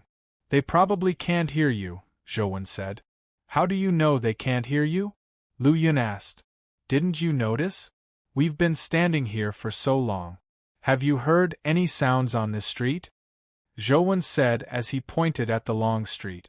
Lu Yun was slightly taken aback. Only then did he realize that the street was indeed strangely quiet. Apart from his and Zhou's voices, there didn't seem to be any other sounds. Although the people on the street didn't move, there were still some people moving around. They could even see them opening their mouths to speak, but they couldn't hear a single sound. The entire street seemed to have been set to silent mode. Sogu. Chapter 637. That's not right. If Netherworld City is really muted, why can we hear each other's voices? Could it be that it's not that sound is forbidden, but that sound can only be transmitted within a certain range? Lu Yun said after some thought. From the looks of it, the possibility is very high. In other words, we have to walk over to communicate with those people, Zhou said as he looked at the people on the street. That's fatal. The person closest to us is 163 stone slabs away. Even if sound can transmit within a certain range, we won't need to walk to him. We'll have to walk at least 100 steps. Lu Yun counted the stone slabs on the street. Let's walk and see. Even if we stand here and don't move, the third rule might still take our lives, Zhou said. Bulsh *T Ironclad Rule. If the Ironclad Rule is really effective, wouldn't we die without a doubt? Killing means death, but not killing means death. I think there must be something wrong with those 3 ironclad rules, Lu Yun said. Murderers die. If you don't kill a person a day, you can only commit suicide. What method is there to satisfy these 2 conditions without dying? Zhou frowned in thought. Lu Yun looked at Zhou and said, I've thought of a way. If I push you out now and make your number return to 0, you might die because of me. It can be said that I killed you, but I didn't kill you with my own hands. Does this count as satisfying 2 conditions at the same time? That's one method. Zhou nodded slightly. However, Lu Yun shook his head and said, This method is useless. Even if I kill you, I'll only live 1 more day. The price isn't proportional to the benefit. Our understanding of Netherworld City is limited now. Let's walk over and ask the people in front. Perhaps we can obtain some useful information, Zhou said as he walked forward. Don't go yet. Let's think of a solution. Perhaps we can think of a solution. For example, you can carry me. That way we might only need to expend 1 person's steps, Lu Yun shouted. If I carry you, won't your legs leave the ground? Zhou said. I'm just giving an example. Perhaps there are other methods, Lu Yun said. Then take your time to think. Tell me when you're done. Zhou probed as he walked forward. On the same slate, no matter how one moved it back and forth, the number would not change. However, as long as one moved it to the next slate, the number would change. If one steps over 2 stone slabs, the number will be reduced by 2. You're already leaving. What's the point of telling you? Lu Yun gritted his teeth and followed. The 2 of them watched as the number on the slate continued to decrease. They were very nervous. No one knew what would happen when the number reached 0. As Zhou walked, he looked at his phone. Netherworld City was still downloading and hadn't finished downloading. This was because he didn't know when the phone game would finish downloading. If he couldn't download it in a day, he might very well be waiting for death if he didn't do anything. Therefore, Zhou decided to do his best. If the phone didn't work, he still had a chance of surviving. After walking about 7 to 8 stone slabs, Zhou suddenly had an ominous feeling the instant he stepped onto the square. It was as though something was different. This time, the slate didn't just show numbers. Apart from the numbers, there were also 4 words. Cause of death. Murder by knife. Zhou stood motionless, his body tense as he prepared to unleash his strength at any moment. Lu Yun also felt that something was amiss. He stopped 4 stone slabs away from Zhou and asked, What happened? Before Zhou could answer, he heard a bang. Not far in front of him, a warrior wrapped in armor appeared with a saber in hand. After appearing, he slashed at Zhou without a word. The black saber beam instantly appeared in front of Zhou as fast as a phantom. Clang! Zhou pulled out his bamboo blade and clashed with the black-armored warrior. The black-armored warrior's strength was much weaker than Zhou's. He was sent retreating, but he wasn't injured. It was obvious that he was an epic-dimensional creature and not a human. Zhou couldn't move, but the black-armored warrior didn't have such restrictions. He moved rapidly and constantly slashed from all directions, hoping to slash Zhou. Zhou brandished his saber to fight, but all he could do was stand where he was. All this while, Zhou had focused on training his movement technique. Now that he couldn't move, he was a little unused to it. However, his realm, reaction, consciousness, and technique were still there. It wasn't difficult for him to block the black-armored warrior's attack. Lu Yun was too close to Zhou and was affected by the black-armored warrior. The black-armored warrior actually slashed at him as well. Lu Yun had no choice but to take 2 steps back to avoid being affected by the battle. However, the number also decreased with his retreat. He couldn't help but feel depressed. It's clearly a stone slab that I've already passed. Yet, the number still decreases when I return. Damn it, Lu Yun cursed inwardly.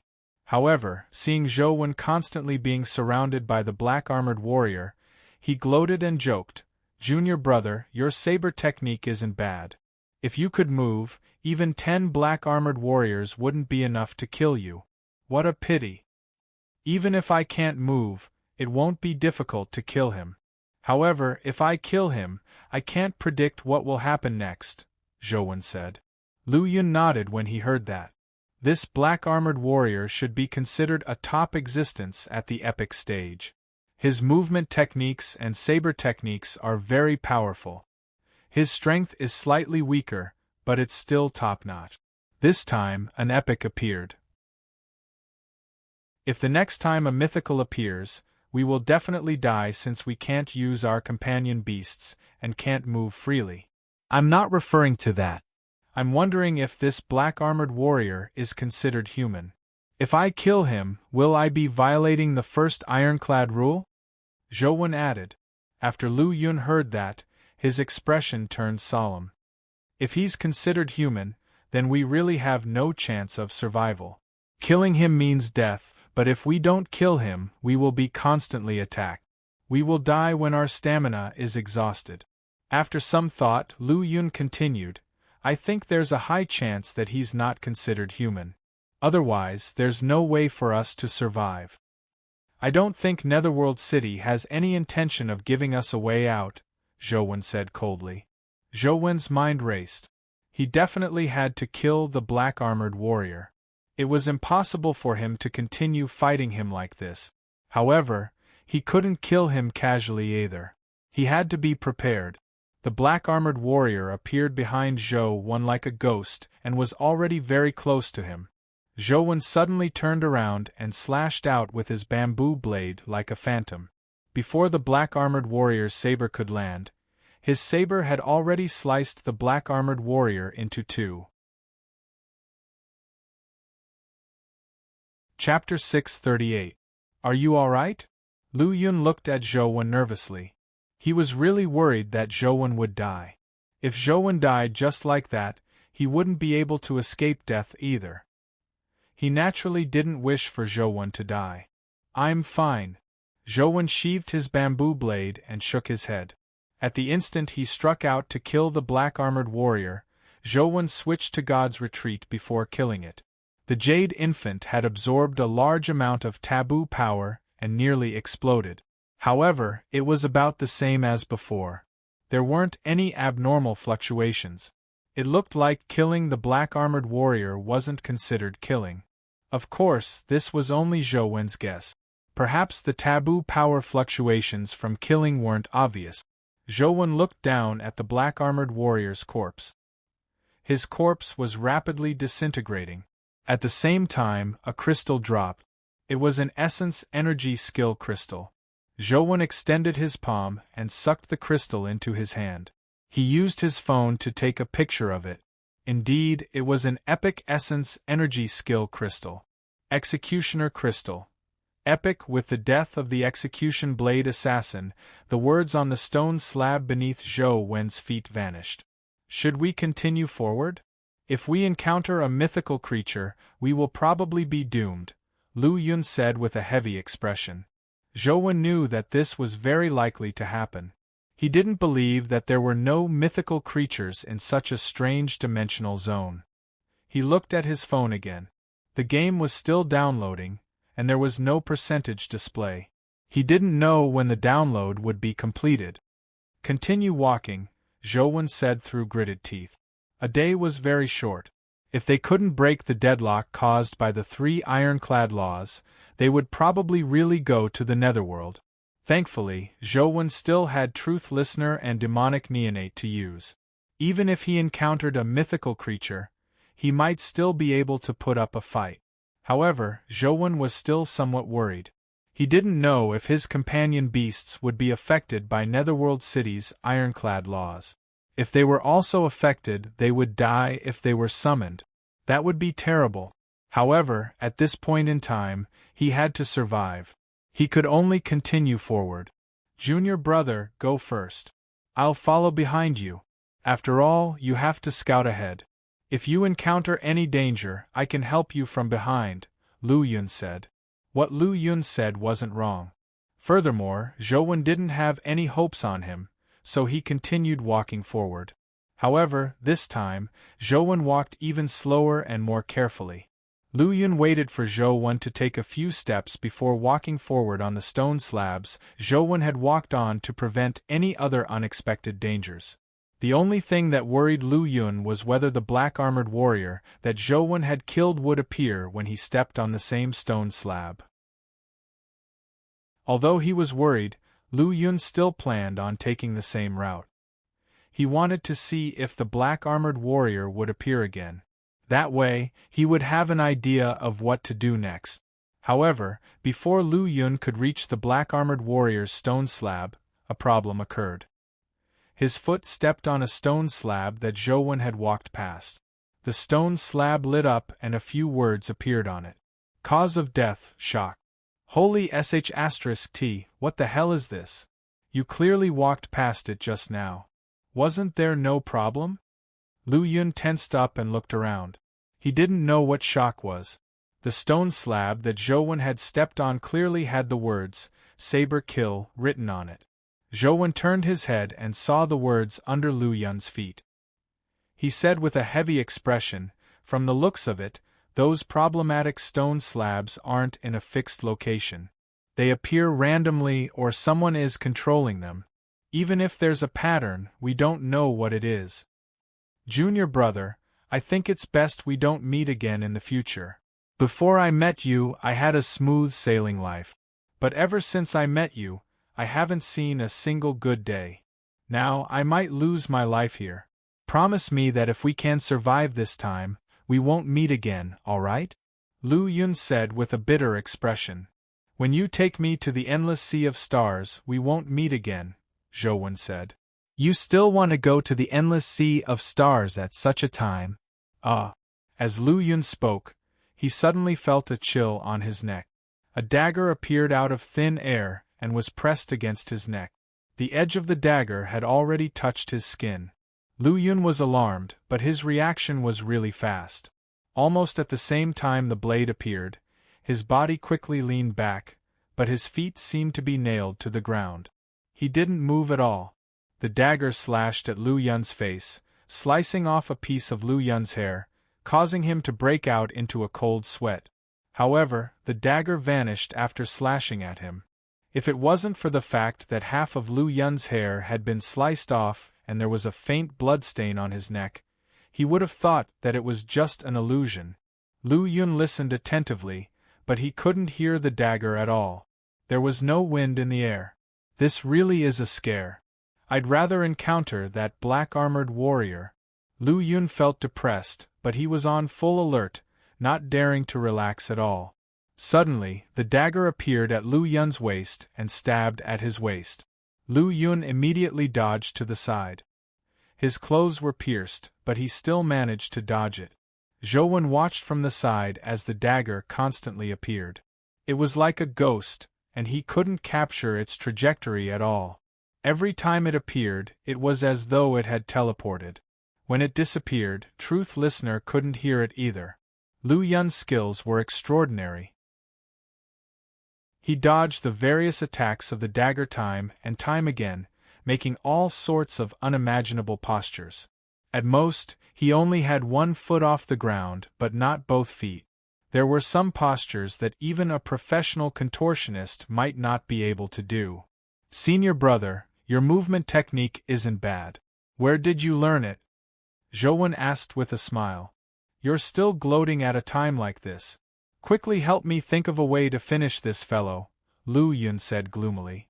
"Since you have the ability to dodge, find an opportunity to slash it. Perhaps you can slice it in half with one strike," Zhou said. "You make it sound easy. How would I have known that I would enter such a godforsaken place? I usually use companion beasts and don't bring any ordinary weapons," Lu Yun said. "Why didn't you say so earlier? I brought weapons. I can rent them to you," Zhou said with a smile. "Cut the crap. Hurry up and give it to me," Lu Yun shouted at Zhou as he dodged the dagger's attack by a hair's breadth. "How's the rent?"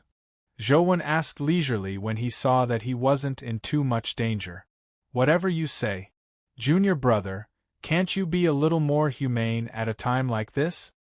Lu Yun felt like crying. Tell me first, what movement technique is that? Zhou Wen was especially interested in movement technique. Lu Yun's movement technique wasn't as fast as Zhou Wen's, but his body could make all sorts of strange postures. It was something almost impossible for ordinary humans to accomplish. It was definitely a special primordial energy skill. Chapter 639. This is a combination of bone softening, movement techniques, bone shrinking techniques, and other technique. It's not just a simple primordial energy skill. If you want to learn it, I'll slowly teach you later, Lu Yun said anxiously. Quickly give me the saber. Catch it. Zhou Wen took out the orchid blade and threw it at Lu Yun. Lu Yun caught the orchid blade and waited for the dagger to appear again as he said, What saber is this? Is it useful? Don't worry. It's very sharp. It's not inferior to the one in my hand. Zhou Wen didn't tell him that it was the orchid blade of the 4 gentlemen blades, afraid that he would be frightened. He didn't dare lend the bamboo blade to him, afraid that he would be affected by it and become even more unlucky, attracting more trouble. Clang! The dagger appeared behind Lu Yun. He leaned his upper body forward and twisted his body at the same time. With a backhand slash, he slashed at the dagger. The dagger was sliced open by the orchid blade. As it flew out, it vanished. The dagger clearly didn't give up on killing Lu Yun. It continued to appear, but it was struck by the orchid blade in Lu Yun's hand. After slashing more than 10 times, the dagger snapped. Zhou Wen saw him slash more than 10 times at the same spot on the dagger. His technique was exquisite and not to be underestimated. The dagger fell to the ground and quickly melted, leaving behind a dimensional crystal. It looked like it added stats. This saber isn't bad.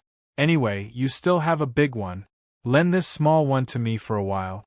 I'll return it to you when we get out. You can set any conditions. Lu Yun felt uneasy without a weapon in hand, so he wanted to keep Zhou Wen's orchid blade.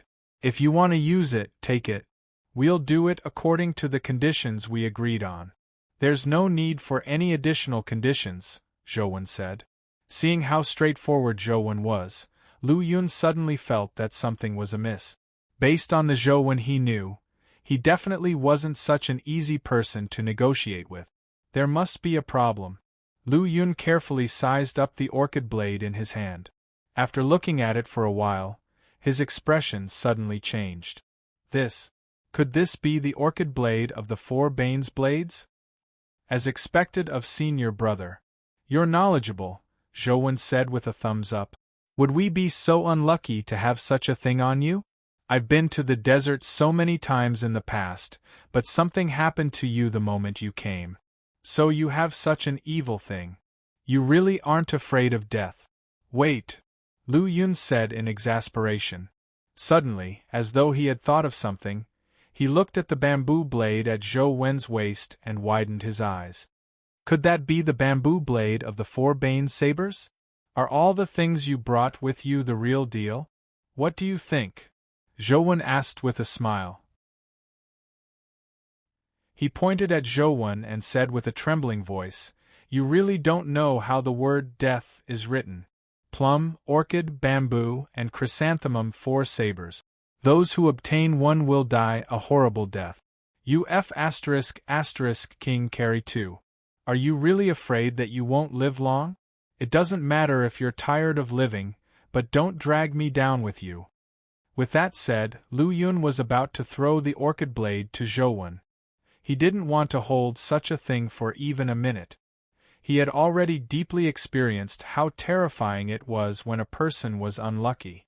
Eldest senior brother, you have to consider it carefully. Without this orchid blade, you will be dead if you encounter the same situation again, Zhou Wen said.